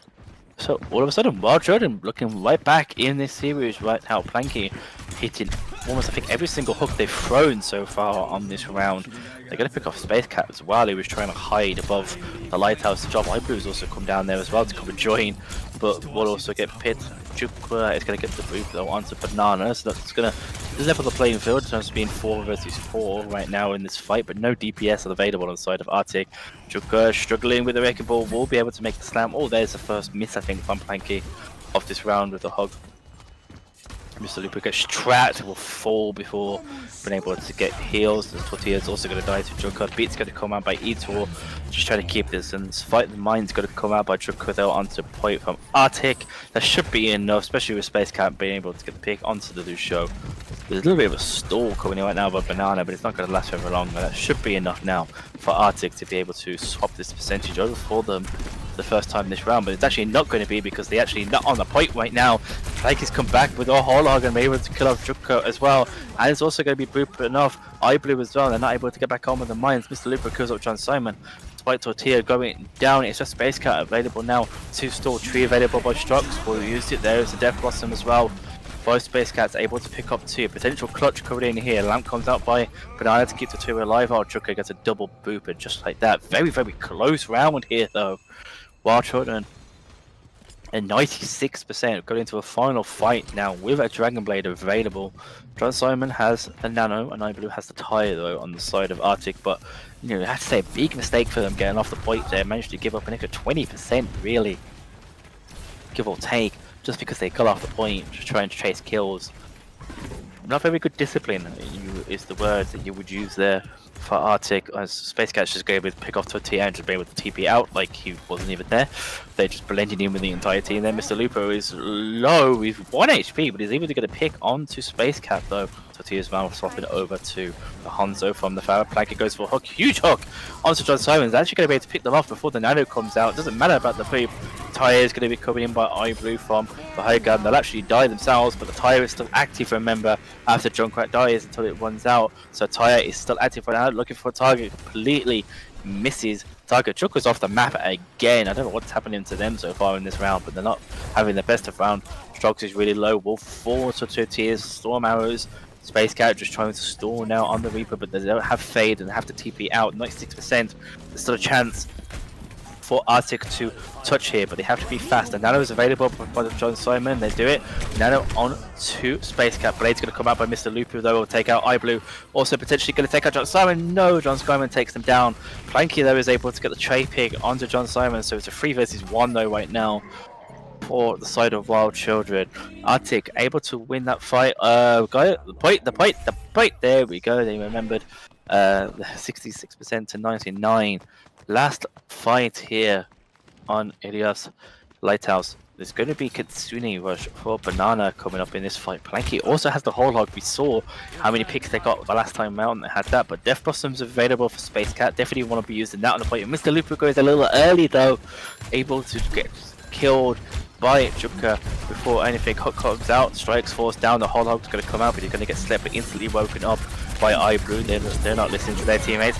Death Blossom comes in.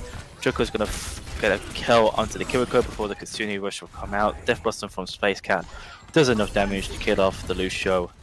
Follows it up with the and a little bit more dicey there, but Arctic are able to take the first map of the series of Ilios and eventually, of course, move on to match point.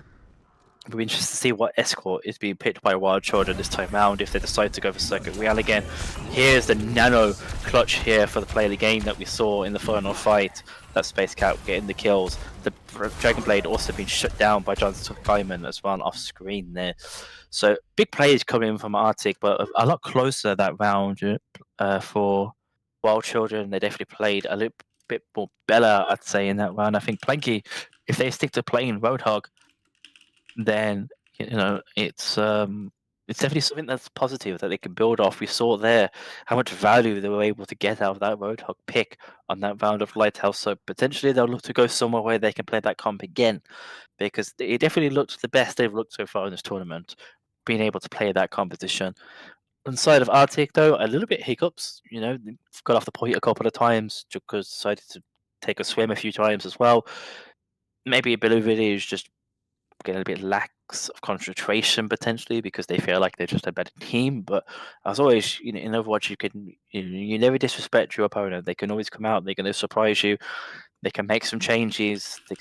And they can still win. And we saw how close that last round was. As Lighthouse, definitely a lot of positives for Wild Children here, leading into their map pick now that they will have for escort.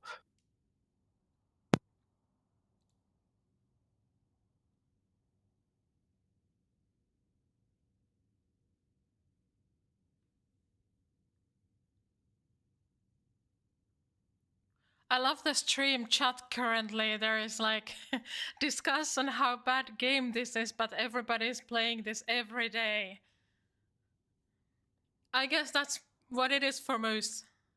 It's kind of hate and love thing for Overwatch. Yeah. So they picked Dorado, one of the oldest maps as well. And Yeah. Winners get to pick side.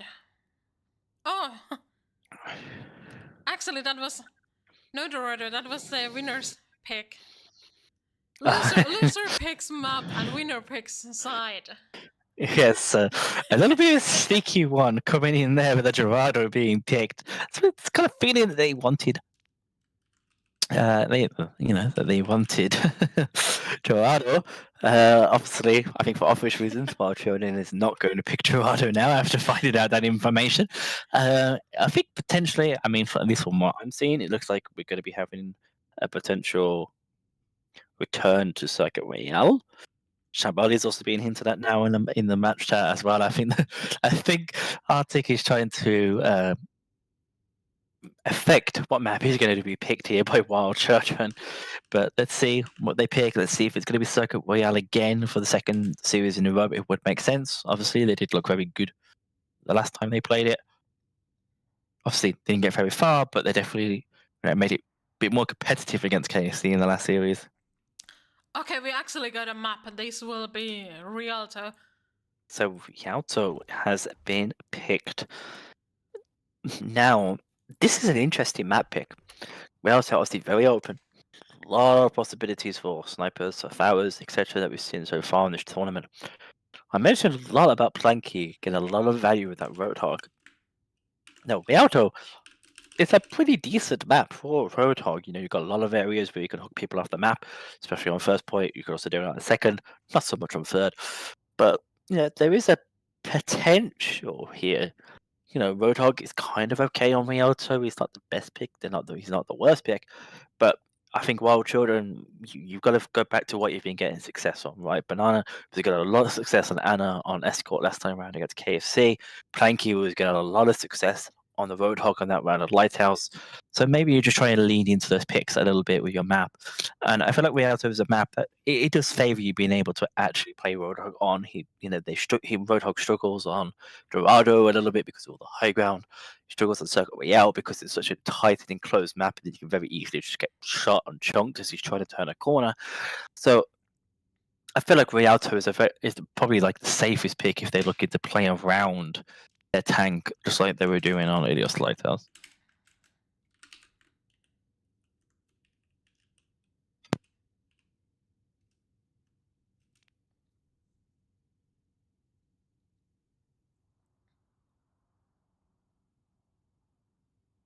Both teams confirmed ready, so we go Rialto. I always say that whoever goes to swim the first bakes a cake. There's this bridge that people tend to fall off. But I mean, that's very true. We did see Juka fall off a few times on Lighthouse, so looks like they're going to have to buy quite a few cakes for their team after that performance, and if they do it again. Yes, two possible places actually. This is the first place where you usually go to swim. It's actually free, actually. Initiating match. If you count the bridges twice, you have the original bridge as you walk out of spawn, you have the bridge as you're crossing over to second point, both sides, and you also have the end of second point where there is boats and stuff where obviously people can also go for a swim there as well. So there's actually 3 places where you could take a swim on this map. And something about today, I don't know if it's a nice sunny day outside because I can't currently see it right now because it's black, it's pitch black for me, but maybe it's sunny somewhere in the world because we seem to be going between all the sunny maps. We've gone from Monaco to Greece, and now we've ended up in Italy. So we're just taking a whole European tour today in these series. Looks like we're going to see some changes coming in for Arctic. A few wall swaps. Chuka's gone over to DPS. iBlue has gone over to support. John Skyman's also gone over to DPS. Space Cat's going to pick up the tank. So the only person to stay on their role they were playing in the last map is Strux on the Lucio. Let's see. Hopefully they avoid any form of Ajaxes this time round. I am sorry to bring that up again. But also, role swaps for the side of Wild Children. We've seen Planky go to support. So everything I just said about the Roadhog pick of this map goes completely out the window. Mr. Lupus stays on DPS with Tortilla, whatever that's supposed to say. Eater stays on support as Banana is just swapping over to the tank role of this one. Matcher really on both sides. Ibu was able to take out Planky. Widow Diff came in early as well by Mr. Lupu.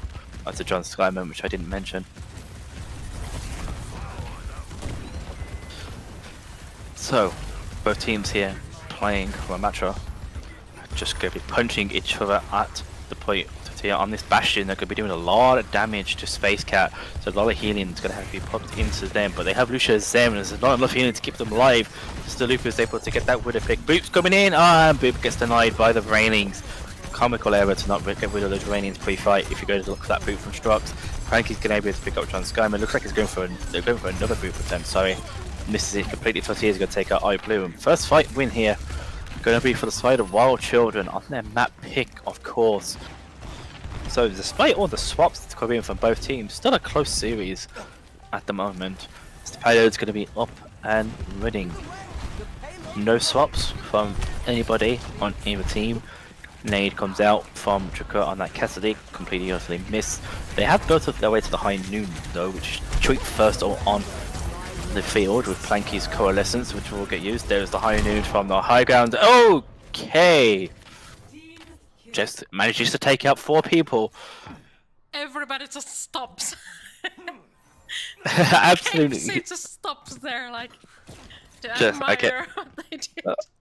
Okay, absolutely huge 4K coming in. The Coalescence from Blanky, not enough to keep anybody alive, obviously, through high noon, and also not enough to be able to burn down Judka before they're able to actually use the ultimate there. Rotation coming in here on the far left though from Wild Children. iBlue's going to pick off Planky, but unfortunately you're doing this really nice rotation, but you're doing it down an easy lane for the Zenyatta and the Widow to shoot down. Annihilation's going to come in as well from Space Cat to clear up the fight.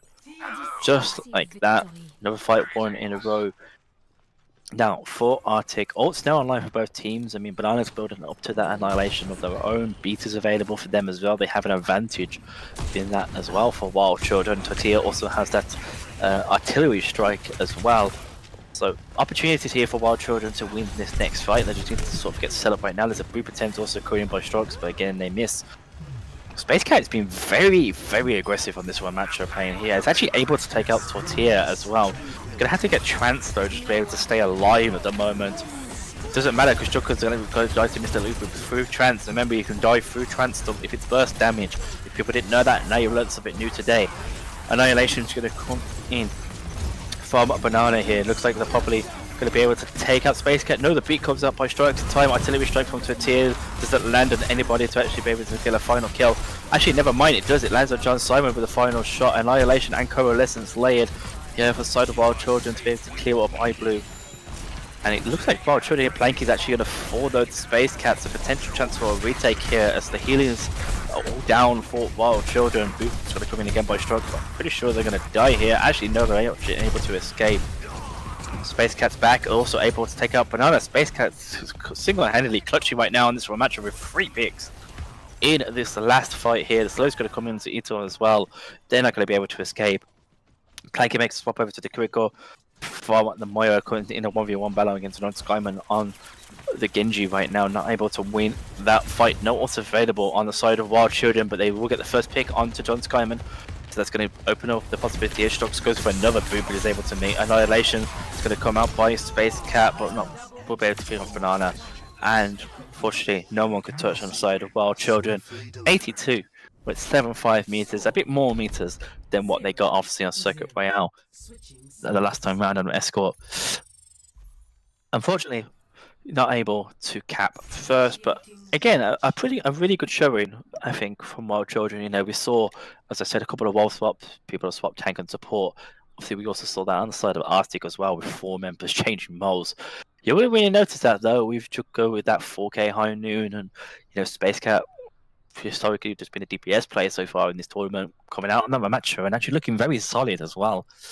So slightly close to being still very winnable for the side of Wild Children here. Be interested to see what they're going to come out with on defense. Looks like, oh, I almost spoke too early. They've gone for the Orisa Bastion here. Excuse me, Lucio. Life with Ash. Probably a bit too late to have any swaps coming in there. So a brawl comp with Orisa, Lucio, Bastion. You know, you've got your hit scan, and then you've got Blanky and the Life Weaver. Obviously, there's a lot of healing. Has your ability to use the platforms. Obviously, use the grip as just shown there on stream. So a very good comp, I think, coming out from Wild Children. You can definitely see that they make comps that make a little bit more sense in terms of the game, but also for the players themselves. On attack here for Arctic, we'll be looking at Sigma Briggs then, with the Widow again by John Skyman and Jukka still on that Cassidy. Yes, good for me. Still on that Cassidy. Ahead of this fight, Shocks. Goes AFK. I think they were trying to make a flank play here on the left-hand side. Mr. Looper is going to fall to Jukka though on that flank. First fight here, John Skyman's going to be able to take out Tortilla, and first 2 picks coming in for the side of Arctic here. Planky's in a 1v1 duel against Jukka right now. They will come out on top. Huge pick from the Life Weaver to take out that DPS. Rock's going to come in onto Banana, who's very, very low despite the spear. Will fall to Space Cat. Widow trying to get a pick from John Skyman. Misses. Brig is in there with Strokes. Blanky again takes out Strokes. 2 picks here for the Life Weaver this fight. Ito goes down. Rock's going to come in onto Tortilla. Not able to actually pick him off. Lupu goes down. I Blue with that pick and also onto Tortilla. Planky is going to touch on this Life Weaver. Banana's back on the Doom Fist here. Just a swap to make sure they touch the time. Planky will fall down. Joker gets their revenge and that pick here. Slam from Banana won't land. Will actually just get rugged out of it. No one's able to touch, and just like that, that will be the end of the series. 2-0 to Arctic, and they will take this series. Play of the game. As Joker's going to get the play of the game for the 4-man high noon. We're going to see here the flank onto the high one. The Coalescence just exceeds 25 HP, manages to survive. kill 4, despite the coalescence and the bastion damage, just about able to survive and get that high noon off. That helped Arctic secure holding the payload in that position and then subconsciously winning the series afterwards. So yeah, GG's to all of the teams that competed today. Yes, next we play the final game between the two winning teams. I think Wild Children's journey was really interesting because they actually managed to improve what they did on the go. Like, if you think that they have never played with each other, they had to figure out real quickly who plays what heroes they play, what works, what doesn't. So really well done, and I think you can be really proud of yourselves, even though you did not win. But it is always really brave to participate at tournament. So well done, Wild Children, and GG's. And we will invite KFC back to the stage. Yes. For the finals of all finals, yeah, for KFC, obviously had a little bit of a break. So let's see if that makes an impact when they're going to rematch against Arctic. And again, it's a repeat of last time round. Arctic won this match the last time round. Obviously, they lost the first series of today versus KFC. So the revenge arc is back. I mentioned about KFC wanting revenge. They got theirs. Will Arctic get their revenge when these two teams match up against each other soon? As soon as we can get them both into the lobby and start the game.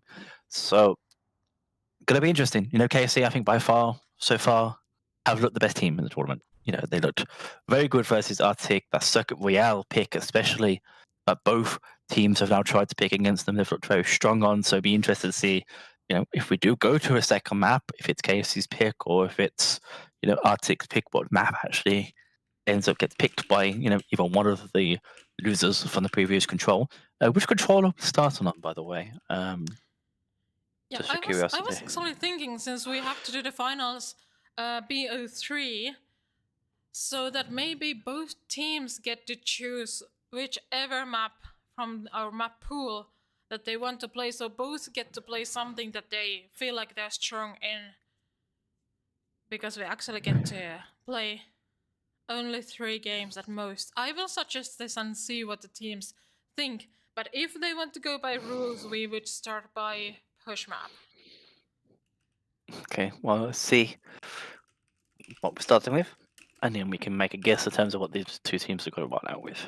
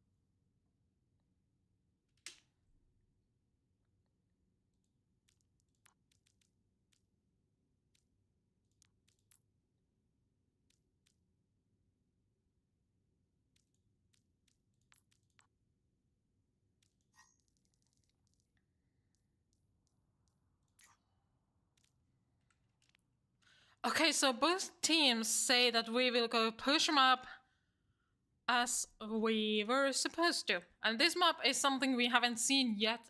This game mode, something we haven't seen yet in this tournament.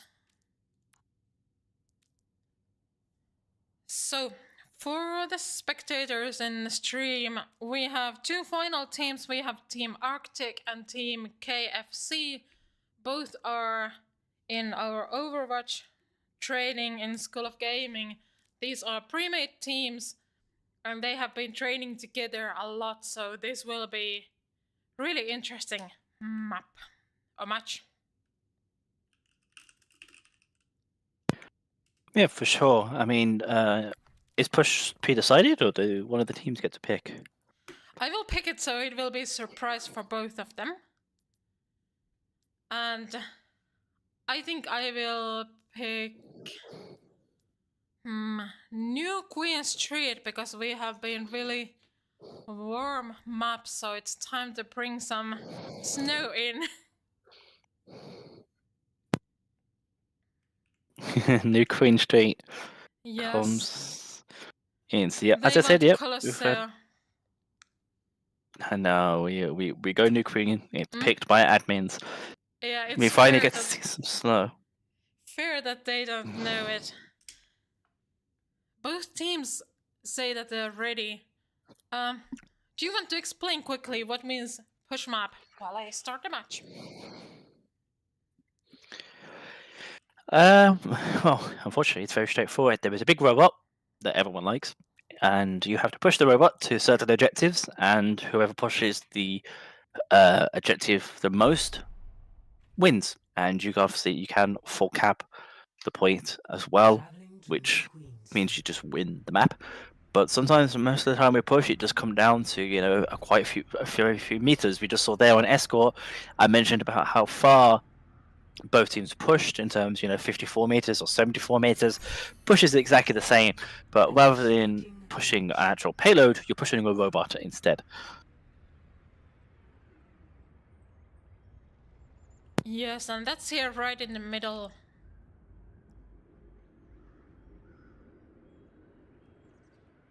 And this map also has these little, I'm not sure what you would call this. I just call this caps because you can cap one. So, these Objectives. Yes, and they will give you a new spawn closer. And you can actually see like up in the middle where the time is running, you can see like the place of these objectives and how close the robot is to each. Yeah, and obviously, it's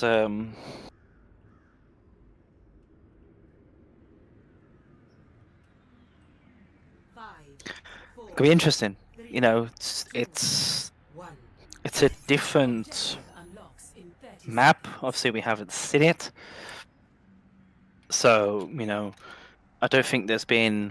Actually, there has been some changes here. Arctic with some wall swaps. Strux is now playing Reinhardt, and Jonka is playing support for Slide of Arctic. We have a Phallic Mercy battle though happening here, and Space Cat's going to get the first pick onto Cryopro of KFC here. Triags also going to go down. So first fight win here going on the side of Arctic. Obviously Arctic just coming off a series, so they're very warm right now. KFC obviously have taken a little bit of a break, but they're back onto this composition, which we did see them playing on Circuit Royale against Arctic in the last series, and they just absolutely dominated with it. So be interested to see if they are able to get the same success here on New Queen Street. Alpha's going in, gets his Ray forced really early though, so not able to get a pick onto John Skyman this time round. We also saw that a lot on Circuit Royale. Alpha getting a lot of value from flanking with the Reaper. He was actually able to pick off Space Cat there on the Pharah. I'm not really sure how that one occurred, but it did occur. Alpha able to also pick up Strux, and this will be probably first percentage now being started, as Ibra is actually going to take out Alpha and just stall the point for a little bit longer here. First percentage and first meters being gained now by KFC.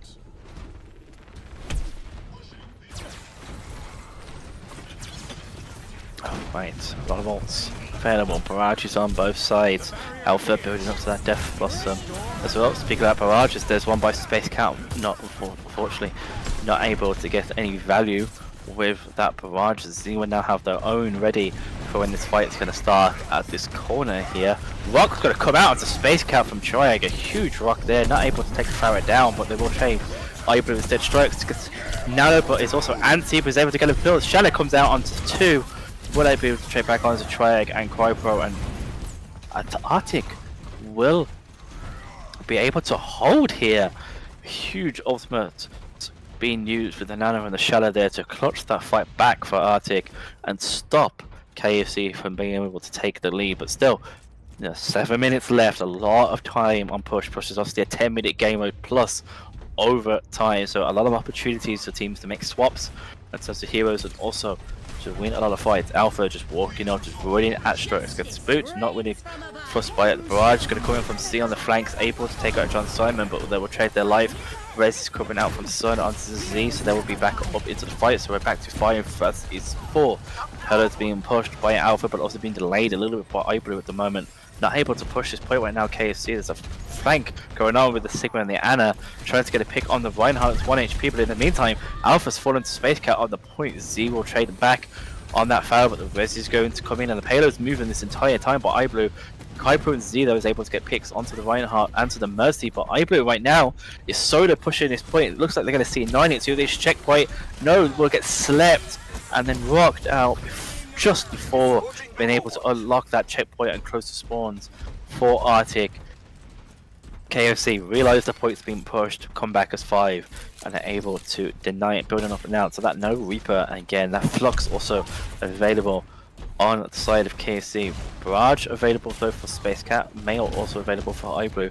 Mail also very good on this map, so a lot of ults available. Going to be interested to see which ults get used first here. Sleep Dart misses. Space Cat's able to take out some, but will trade the life for Z. John Skyman dead again to Alpha. That's something we saw a lot happen in the last series.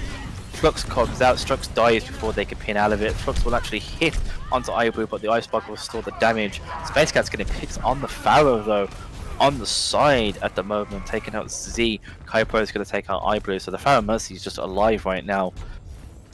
For Arctic, who do have time to touch here before the checkpoint. The rock comes out, rock will miss. Joker's going to touch. Space Cat dies. Death Blossom comes in from Alpha, sleep onto Joker and to Triag at the same time. So will go down. Alpha with the Death Blossom does enough damage to be able to get with Johnson. So man, they pick up Strux. The Blizzard committed by iBlue here. 1 versus 5 would lose their life to Alpha. Just trying to stall the first checkpoint and close the spawns. Will now go to KFC. A Space Cat again kills Z in this Pharaoh battle that's happening at the moment. It looks like the Rez is going to come out though by Sun, and it does. So we're back to 5v5. Nano available for Kai Pro. Barrage also available right now for Z for KFC. John Skyman has now made the swap over to Baptiste rather than an Anna. Provides that lamp. Oh, pink comes up by Strux into Alpha. He just walked into that by accident. Nate comes in, Rock comes in, not enough. Wall comes in, and the Barrage comes in from Space Cat. Space Cat's Barrage is better though, it kills 2 people. He will also kill Z after Z manages to pick off John Skyman. Looks like Sun is also just going to stall the point or fall to Juka. Big Barrage again, caught in by Space Cat. It's looking very good on this Pharaoh right now. Z now going to make the swap off the Pharaoh onto the Soldier. We did see that they used to play, they are used to playing a lot more hit scans, just how good their Widow was. Store spots going to be coming in here on by Trag, by KFC. My Ice Block forced by iBlue. Falk coming in by Juka. They're nice and early here for Arctic, but point's still being stored, so they're not able to push it for the moment. They will push it now. Sun is going to have their own. Shadow comes out, but is actually blocked by Triag. Huge block there. Alpha's going to fall though to Strikes. In the meantime, Wall comes out to Triag. They are going to need some help right now. Big rock onto iBlue, they're unable to take them out. Rez comes in from Sun onto Alpha. In the meantime, Strux goes to the pin, actually cancels it before being able to pin the Cryo. It doesn't matter because that was just a reset anyway. Both folks used that fight. Visor. Oh, Z with a late pick onto John Skyman there, who was about to mention now. Z has the Visor coming up. They have Nano, Reaper ult. There's a lot of ults available here for the side of KFC. Arctic don't really have anything to respond with at the moment. John Simon's the closest really with the window. iBlue will get their main ult as well, but potentially it's going to be going on here. Pin comes out by Strikes trying to get Alpha. That misses. Will get solo Flux into the air. Nade's going to land to also anti them as well. Space Cat's also swapped over to the Soldier as well in the meantime. Didn't see that in that swap, that's just occurred. Alpha takes out Joker. John Simon is also going to fall. And iBlue does have the mail this time. She decided not to use it. Would die late as well to see. Just following up on Alpha's damage there. So Nano Visor or Nano Reaper still available here for KFC. John Skyman though has built up to this window that iBlue has the male just because now swapped over to the Zen as well, so no more mercy on the side of Arctic, but a lot more damage with this Discord orb that you see on Triag. There is the window, there is the pin by Strike, so Triag just falls over straight away because of the damage. Sun's gonna fall as well to Space Cat. Looks like Alpha will die as well, so Strokes the window there, opening up the possibilities. Just over 2 minutes left now for Arctic to make 50-ish meters. Oh yeah, just over 50 meters up on this map, but still Nanovisor available for the side of KFC. That we put as well from Alpha as a finisher, but mailed for Arctic. Shadow from Strux as well, also leading up to it, as well as the Visor from Space Cat as well is also very close. A lot of ults available again. Alpha just gonna drop down from the window straight onto the point. Kills John Skyman straight away. Z's gonna follow up the damage as well with a pick. Oh, there's a sleep on Junka on the flank, but Junka's actually able to take it out. Kaipro trying to boot them off the map here, just using the kick and what eventually fall. Rez is gonna come in and be forced though. Almost a good play by Junka trying to get Kaipro off the map there. Nanovisor is still available as well for KFC. A very cheap fight for them to win with just Reaper ult, but Shadow available for Strokes, Visor, Mail, a lot of ults available here for Arctic. There is the Mail, chucked down. Alpha is in it, does have his Ray form. They will get walled, but they will be able to get out. Z is able to take out Space Cat on the flank though. Lamp also goes down, Strokes going for a pin, just trying to make a play, ends up just pinning the bot. So Simon's very, very low right now on this Baptiste, needs to get some healing and heal back up. Z trying to push, trying to finish them, and they will finish it now. 5 versus 3 on the side of KFC. Soldier is now back in terms of Space Cat, will be forced out by Alpha. Strokes look like they're going to try and make a play here with this Shadow. Need to make a play. Visor comes in from Space Cat. Nano Visor though in response from KFC. I hope I will die, but Z he's going to pick up 3 thanks to that Nano Visor being able to keep them alive. Rez is going to come in. John Skyman's going to fall late. Team kill as Athena rides out. 20 seconds left. Early flux here, really early flux. Shadow go huge though from Strux onto 2 people. They get rocked, they get naded. Are they able to get a finishing blow onto Kaipro? No, they're not. They go down. Z picks off Space Cat. Alpha picks up Junka. Even though Try goes down to iBlue, you still have to say advantage to KFC. Alpha able to take out iBlue before they're able to get another Ice Bug. Will kill John Skyman. Less than 3 seconds left. Could be last minute touchies now. Coming in, the race is going to come in as well. John Simon back in the fight on the Lucio barrage. Reaper ult comes in, take out Junka. Strokes dies to Kaipro's melee. Just some stall happening here. John Simon trying to stall on the Lucio. iBlue will go down on the May. Space Cat's back on Tracer for the 3rd time, but will fall. And it looks like we will be seeing a full cap here, and we will by KFC. A good turnaround after original progress from Arctic of 50-ish meters. But first map, we'll go to KFC yet again. Play of the game.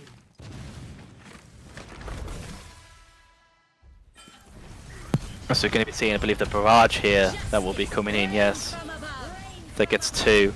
At the same time that Z is also ulting. Space Cat looking very good on that Pharaoh, but did give it up. And I do feel like maybe they didn't need to give up that Pharaoh pick. So they were actually doing a lot of damage and forcing a lot of attention. Decided to swap it over to the Soldier, though. Probably a better pick overall, but really felt like I think we're doing a lot with that Pharaoh pick. And when they made those swaps over to the Soldier and Zen, it didn't really feel like they got as much value as they probably thought they would. Now, we're going on, I believe we mentioned this is a first to 3, not a first to 2. So, unless it's still match point, I'm not sure. We'll have to confirm. But wonder what map we're going to be going on to. Is it Flashpoint that will be picked next or not? Yes, I'm giving them a bit of options that if both teams agree, we can choose hybrid instead of flash. But if they don't, then the winner picks. The loser, you mean?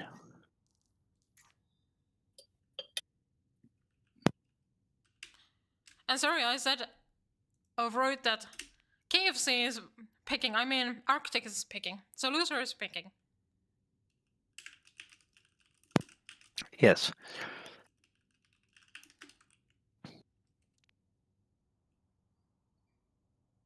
And just to clarify, is this match point or is there another map after this? Just to double check.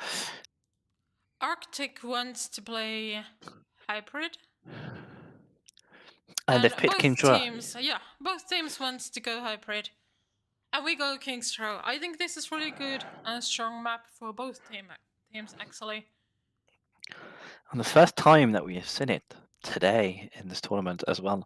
And yeah, just to clarify, is this match point or not?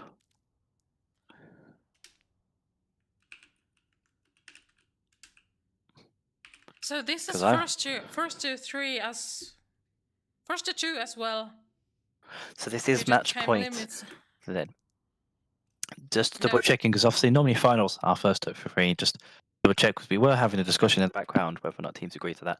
But unfortunately not this. So this is match point right now for KFC yet again to take a 2-0 attempt. And for the first time for KFC, they're actually going to pick attack as their first option when they be able to pick side in a map 2. King's Row, I mean, it's everyone's favourite, right? I mean, who doesn't love King's Row? In London, I would say it's sunny London, but it's England at the end of the day. But you know, King's Row. I mean, most people love King's Row. If you don't like King's Row, then obviously you all have your own opinions, right? But me personally, still my favourite map. Even though I do like some of the new maps that they've introduced to Overwatch 2, so King's Row, well, it'll always be in my heart as my favourite map for Overwatch, mainly because of the bays in Overwatch 1, we used to have 2 tanks playing Reinhardt and Zarya. Of course, that is the past. We are now in the future, and the future is that we are going to be starting this map 2. Now, Arctic, they pick King's Row. They get put on defense first. So, let's see what they can bring out. Obviously, they have an idea. They have a strategy that they want to play. We did see them also play Reinhardt just on push. I will make that known. So will we be seeing a Reinhardt battle here on King's Row to roll back the years? Let's find out.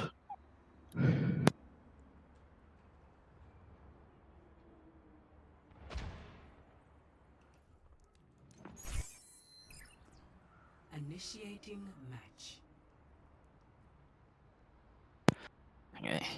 So in this hybrid mode, they will have to first capture a point and then do escort part with the payload to the end of the map. Yes, so there's your first obstacle, I guess is what you could say, is capping an objective very similar to what you have in Control. Obviously we didn't see in this start of this series, but we have seen in the other series. And then you capture that point, and then the objective comes out, and then you push the objective. So hybrid combines both of those map types into one. Now, looks like we are back to what I consider normality here for Arctic. Strox back on support. Joker is back on tank. So we are seeing them back to the roles that we saw them play as the last time they played against KFC. No Reinhardt, unfortunately, on the defense at least, because it's going to be Joker on the Zarya, with iBlue on the Mei, and a Zen and SOG coming out by Space Cat, of course. Very good performance in the last round on Farah. Attack here, Z will be opening up on the Widowmaker. We'll get a pick onto iBlue, but then will instantly die. Wonder if they will stay on that. Triag though coming out now on the Matcha with Lucio. The Reaper is back for Alpha. Pingu in Shoya is in for Sun as well. We do also have to mention that swap that's secured for KFC between the map. And Z will now swap over to the Genji, not keeping the Widowmaker despite that first pick. So KFC, you're playing that pool composition again, that Ram, that Reaper, that Genji, that Lucio. They want to get up close and personal, and they want to fight you up close and hit you with their fists, just like Triag is doing right now. But unfortunately, they're just punching that bubble. Pingu and Joe with the nade, though, is able to pick up Strux, but not enough to keep Triag alive. John Skyman goes down to Alfie, will be, yes, first side of their attack, and they also are building up to a Nano Blade right now, which I feel like will be what they want to use to try and open up the next fight. On defense, though, Space Cat swapping off that soldier, going to the Farah. Very smart swap. Nothing really to shut you down on the enemy side with no true hard hit scan, and obviously got a lot of value from that pick here on push. So let's see if that carries on to this round map here of King's Row. No other swaps. iBlue gets there ice block forced very, very early, so we'll have to back up. Overcommitment maybe from Z. The defense should be able to potentially escape. No, he's not able to. Space Cat will take them down. Triag with slow actually gets walled off before they're able to chase down iBlue, but Alpha's able to kill Space Cat on the side. Space just being really taken right now for KSC. Just sort of running in. Quipro is asleep onto iBlue, who's currently contesting the point, so they do have to kill them very, very fast before they're able to pick this point. Triag looking menacingly, waiting there. Nano's going to come out into Junker on this Zarya, trying to build up to the Garrison Surge. Triag will take out iBlue. Trance is going to come out by Strokes, forced by Z. Now Blade is now free. Nano versions available as well if they would require it. Space Cat's back on the Farah, trying to take a flank angle here to try and take out Pingu and Joy. I imagine will be their target. It will be their target. The beat's going to come out to keep them alive. If Biopro dashing by Z, not able to get a pick, and will able to trade strikes. They'll even need the blade at the moment. Space Cat is being chased around all over the map at the moment by Alpha. Will eventually fall to Z. Junker has the Gravison Surge. Will they decide to commit it here? Triag's going to get slept. Z's able to take out Transcribe. iBlue tries to go for the main ult, but dies in casting, so we'll lose that ultimate. Z's going to clear out Junker. 5 minutes on the clock available now for KFC. 4 ultimates available as well. Arctic on defense, they have a big ass, but they do have a grab. They have a barrage now available. Strux has now made that swap over to the Mercy, so we are now playing Family Mercy just like they were playing on Push. That worked really well for them on Push, Arctic. So looking to try and replicate that sort of success here, even though they didn't win that map. Be interested to see probably Nano Blade to open up here, probably for the side of KC. Junker gets slow, doesn't have to use the bubble though, is able to stay alive. Another bubble being used by Junker, just trying to get some energy before being used in this Graviton Surge. It's the battle on the high ground between 2 DPS on the Farah at the moment. Another slow goes out. Junker's got a bubble to be able to escape it though, just walking up right now. KC just walking up for free. There is the Nano Blade comes out, Annihilation 9 comes out. Big barrage though from Space Cat. We'll get Sled Braid, trade back both supports, both teams are currently 3 versus 3. Spawn advantage though favors Arctic. Alpha is going to be able to take out iBlue though. Space Cat's able to take out Sleep. Blast is going to come in by Alpha, just about manages to reach Space Cat. Nade misses though on Junker because they have bubble to be able to survive. Looks like Pingu potentially is going to get run over. Strux goes for a boop on the Mercy, it doesn't hit. Alpha's still alive right now. It's 4 versus 2. Spawn advantage though potentially still for Arctic. It's going to be coming back. iBlue's going to store John Simon, 4 Strux, 4 Space Cat's back on the Farah, trying to get a pick. iBlue to store it out right now with their cooldowns, just trying to stay alive. Space Cat's not able to get a pick, will lose their life. iBlue will eventually fall. Ball swap now from Junker, just trying to spin around, trying to get a pick. We're able to actually boop off Triag. That's a huge pick. Spawn advantage still on their side, remember. Alpha takes out Strux. Slam comes out, doesn't get anywhere, just forces the recall of Z. The Spore Store right now from Joker is lasting forever. KC need to kill this Wrecking Ball. Transcriber's been able to take out Z. There's a cleanse on them as well to keep themselves alive against Alpha. Space Cat's going to be able to take out Kypro, and the spawner advantage and some clutches just come in there from Arctic.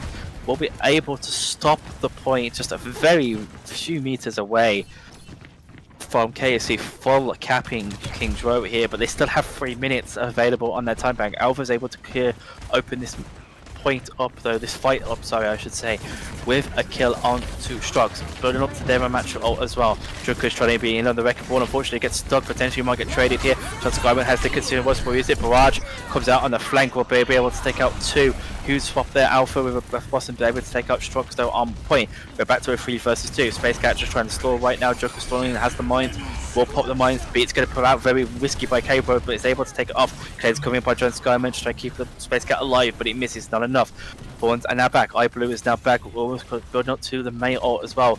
On the side of defense here for Arctic. Triag goes down though before the healing's able to come back. Kypro gets slammed up to the air, will potentially get picked. No, they're able to escape with their life. And again, Arctic, living on borrowed time, some people would say, is able to stay alive and stop the point. Alpha's been able to get a pick on John Skyman though. Again, Nano available now for Pingu and Joe, whether if they want to choose to go fast and use this. Rally and Mangle available on the side of Arctic though. 2 very good ultimates for stalling the point here and for looking for train picks. They have to wait for their talent to get back. Now they're going to look to make an engage. Looks like Space Cat's going to try and flank again. Barrage not available, but the Blizzard is available. Will go down, will free up Triag, but they will still alive and be able to pick up strikes. Will get booped off the map though by Juka. Another huge boot. Space Cat takes out Z. iBlue's going to fall to Alpha again, and we're back in a 3v3 situation. Alpha takes out Space Cat. Now we've got a boost heal on the field as Johnsko's going to get hit up by Kypro with that extra damage from the Nano. Juka with a slam gets Step Strux back with the rally. Death Blossom from Alpha is not able to get the kills because of the boot from Junker. Cleanse comes back in to save, keep Junker alive. He's 1 HP, he will eventually fall. Alpha will get that pick. Z back on the Soldier is able to take out Eye Blue, and then Triax is able to punch Space Cat out the sky. We use that Annihilation on point. 1 minute on the puck. Strikes going to try and go for the play. Won't be able to search, and then finally, with 1 minute and 5 seconds on the original 5, KFC will finish King's Row, but what a battle there on third point with the stall swaps and the trade picks coming in from Arctic to keep that time bank down and win 3 fights in a row that they did not have any right to win.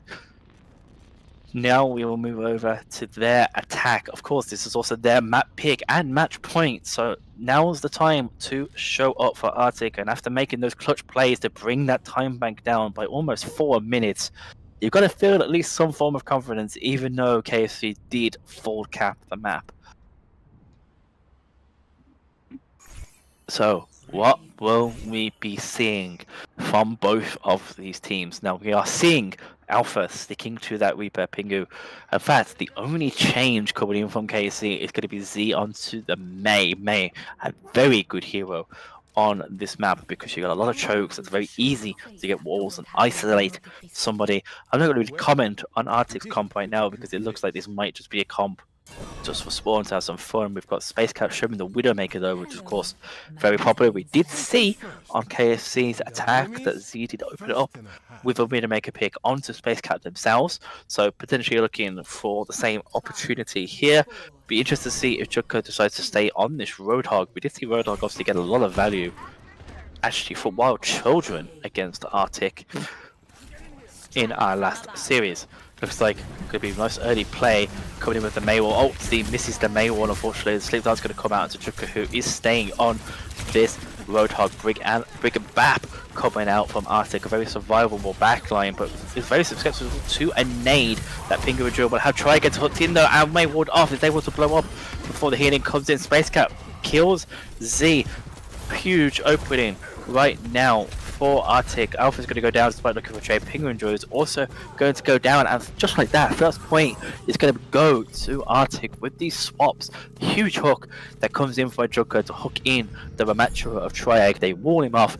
They're able to kill them before healing could come in from Pingu and Drill. Some swaps coming in on defense now from KFC. Giving up the main, going over to their trusty Soldier. Triag also going over to their trusty Sigma.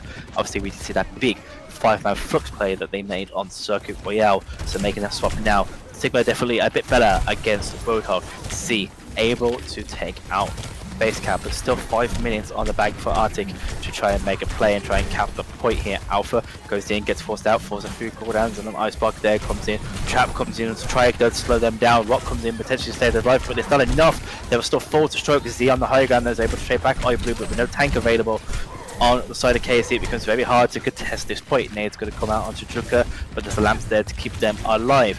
Alpha just trying to stall right now on this Reaper, building up to this Death Boss, and potentially going to try to use it. Triax back on the Junker Queen very soon. Another swap from tank of KSC here.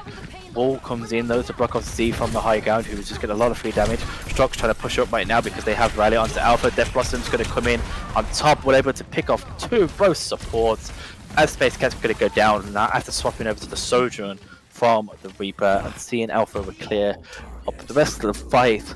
Huge Death Blossom coming in from Alpha, maybe a little bit too aggressive by Strong's there on the Begita with the rally just to push in that far, gets caught, but they will have that rally for the next fight. Blizzard is also available for them as well as a window, a lot of ult advantage here. Pause being called in the chat by Arctic. Okay, there seems to be some troubles. I saw one player was a bit of AFK, so let's see if it's some technical issues. So, gives me actually a little bit more time to discuss the ultimate advantage, as I was saying, as Space Cat's making the swap over to Somber as well. Their fourth hero, I think, so far of this map, trying to find the answer. But building up, they have both support ults, rally, window, very good at opening a fight. Eye Blue's coming up to that Blizzard as well, as Joker's now made a swap over to the Sigma themselves. from the Roadhog. Both teams are ready, but on the defense here, KFC, they have the Nano, they have the Beat, they have the Visor. Going to be a lot of ultimates that's going to be used in this fight. It's just going to be about who gets the most value from the ultimates. I'm seeing a very clear win con though of Nano Visor for the defense of KFC here, so it'll be interesting to see if they will take it, as we will get back into the map. Nope. Sheld and Lamp being traded back and forth there. There is the window. Z gets hacked, taken out before being able to get any form of help. The window, not really a part of it, but does enough to force them into a tight corner to get caught. Kypro is going to get rocked, but just about managed to stay alive with the anti-heals and the shell. Still possible for KFC to retake this here, even though they are down 1, because they do have the ultimates to be able to do so. Try to be really aggressive. Alpha gets rocked in the back line. They're going to need some help. Beat's going to come in by Kypro though. Lamp's going to come in. Riley's going to come in. Batch trying to try to DC. And we have a pause that needs to happen after the fight ends. Unfortunate DC for the side of KFC. Triag dials. Pause now. Pause now. Will have to happen. Obviously, rules are if it's mid-fight, you cannot pause the map. So unfortunate DC here for the side of KFC, losing Alpha, who I believe also had Death Blossom coming up. But they were able to get a pick through the rally onto Strokes, but Triangle is very low at the moment, so they're in a 4v4 situation. Hopefully, they can rejoin soon. Yeah, seems we have Alpha back. Let's see. And there is ready.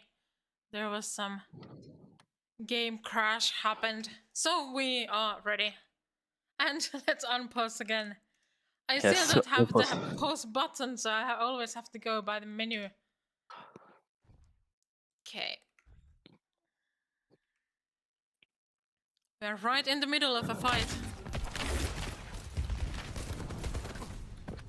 Yeah, so KFC, they'll be able to back off with Kypro. Alpha's now back, obviously loses that Death Blossom charge that they had. Oh, unfortunate for Space Cat to go down to Z. That's a very unfortunate pick on the side of Arctic. Juka trying to push up on the Sigma, building up to this Flux. Lamb's going to come in nice and early. Alpha's trying to rush in there, try and get some value, but will get forced back out instantly by the pre-buff trucks. There's a flank coming in from Z at the moment, trying to see if they can get this angled. John Simon's coming to match them on the Baptiste at the moment, so no Baptiste available on the front line. Blizzard comes in, it's not very good, kind of really zones, and the ultimate from Triag hits multiple people, able to actually follow that up now for KFC, and they will be able to hold. I forgot the name of Junker Queen, so don't ask me why. So, defense here for KFC, only the Visor available for them. EMP and Flux available for Arctic though on the attack. 2 minutes still on the tire bank, so plenty of time for them still. Try with a very early shout to try and engage here. Wall's going to come out to block them off. They won't be able to escape. The Flux comes in, will hit them. The EMP is also going to hit Triag. They really want Triag to die. Alpha gets naded, will fall. Eye Blue gets the final blow there. So it looks like it's just going to be cleared up here for Arctic. Strokes to Pingu Enjoyer, sorry, trying to hide. Will get picked off by Space Cat, and I believe that will be second point being capped by Arctic here. Looks like maybe a potential stall by Kypro might be happening here, or trying to happen, but it looks like it's going to be denied. And they're now stuck in enemy lines here, this Lucio, so they really need to get out without losing their life, and they will be able to do so. And also build up to that beat in the meantime. Alpha gets hacked, can't wait for him out right now. He's just about able to survive. John Skyman though has the window, they're building up to the Nano as well. Early shot again by Triag here. Visor is still available, with Nano coming up, Beat coming up. Alpha is in there right now trying to do something, gets rocked and naded though before they're able to escape with the Rave form. Space Cat's coming at the high ground, Sombra looking to make it happen. The window is going to be on the point here by John Skyman. Very smart idea, just to force. This forces the disengage here by KFC. Triag tries to go for the surprise play, the shout will get instantly naded. We'll have to back off and sacrifice. Capo gets hacked, so they know that they have the beat right now. Visor comes out, Nano Visor gets used by Z, he's in the middle of the team, he's able to pick up John Skyman. Sigma's in his face though, trying to run, Nano will come out, but it's not enough as the rest of the team will fall around Juka. 3 versus 2 right now. Triag trying to survive, so I believe we'll be able to do it. Juka will get just moved off the map. Wait, they just use Flux to try and stay on the map. 4 versus 1, I don't really agree with that idea unless they are swapping. heroes, which they're not. So unfortunately, waste of the flux there. Minute and 40 left on the time back as Z will go over to Farah. Now making that swap. Interesting swap here to see on third. Blizzard available for iBlue again. The last one unfortunately didn't get a lot of value for them. We'll see what this one's able to bring them. They will be able to get an early pick onto Alpha though, who's able to fall. Z gets hacked by Space Cat and fall. No DPS available on the side of KFC on defense here as Kuiper is also going to go down. Trike decides to just go in and touch the point, but will get hacked. Potentially gets a virus, but will still be able to stay alive by Pingo and Joy, but Pingo and Joy is probably going to lose their life for it. Trike still hacked right now, can't use the ult at the moment, really low. Needs to get their cooldown on and needs to stay alive to be able to touch. The boop got denied, but Kuiper loses the boop. I don't know what happened there to make him lose that, but he managed to lose it. Juka goes down, Juka will kill him, Juka will also kill Alpha through the dev blossom. Oh, huge nade that comes in there by Pingo and Joy. EMP is going to come in, there it is. Joker Queen, will only hit Space Cat, but that's enough. Joker will fall in the meantime. I'm not sure how that beat got cancelled by Kuiper, but it was a huge play by whoever that was, but still not enough. iBlue though is still keeping hold of that mail. See another attempt going in by John Skyman right now on the Lucio, but he ain't gonna work. The Z swaps over to Tracer in that stall and has built the way up to a pulse bomb, which is the only ultimate on the side of KFC.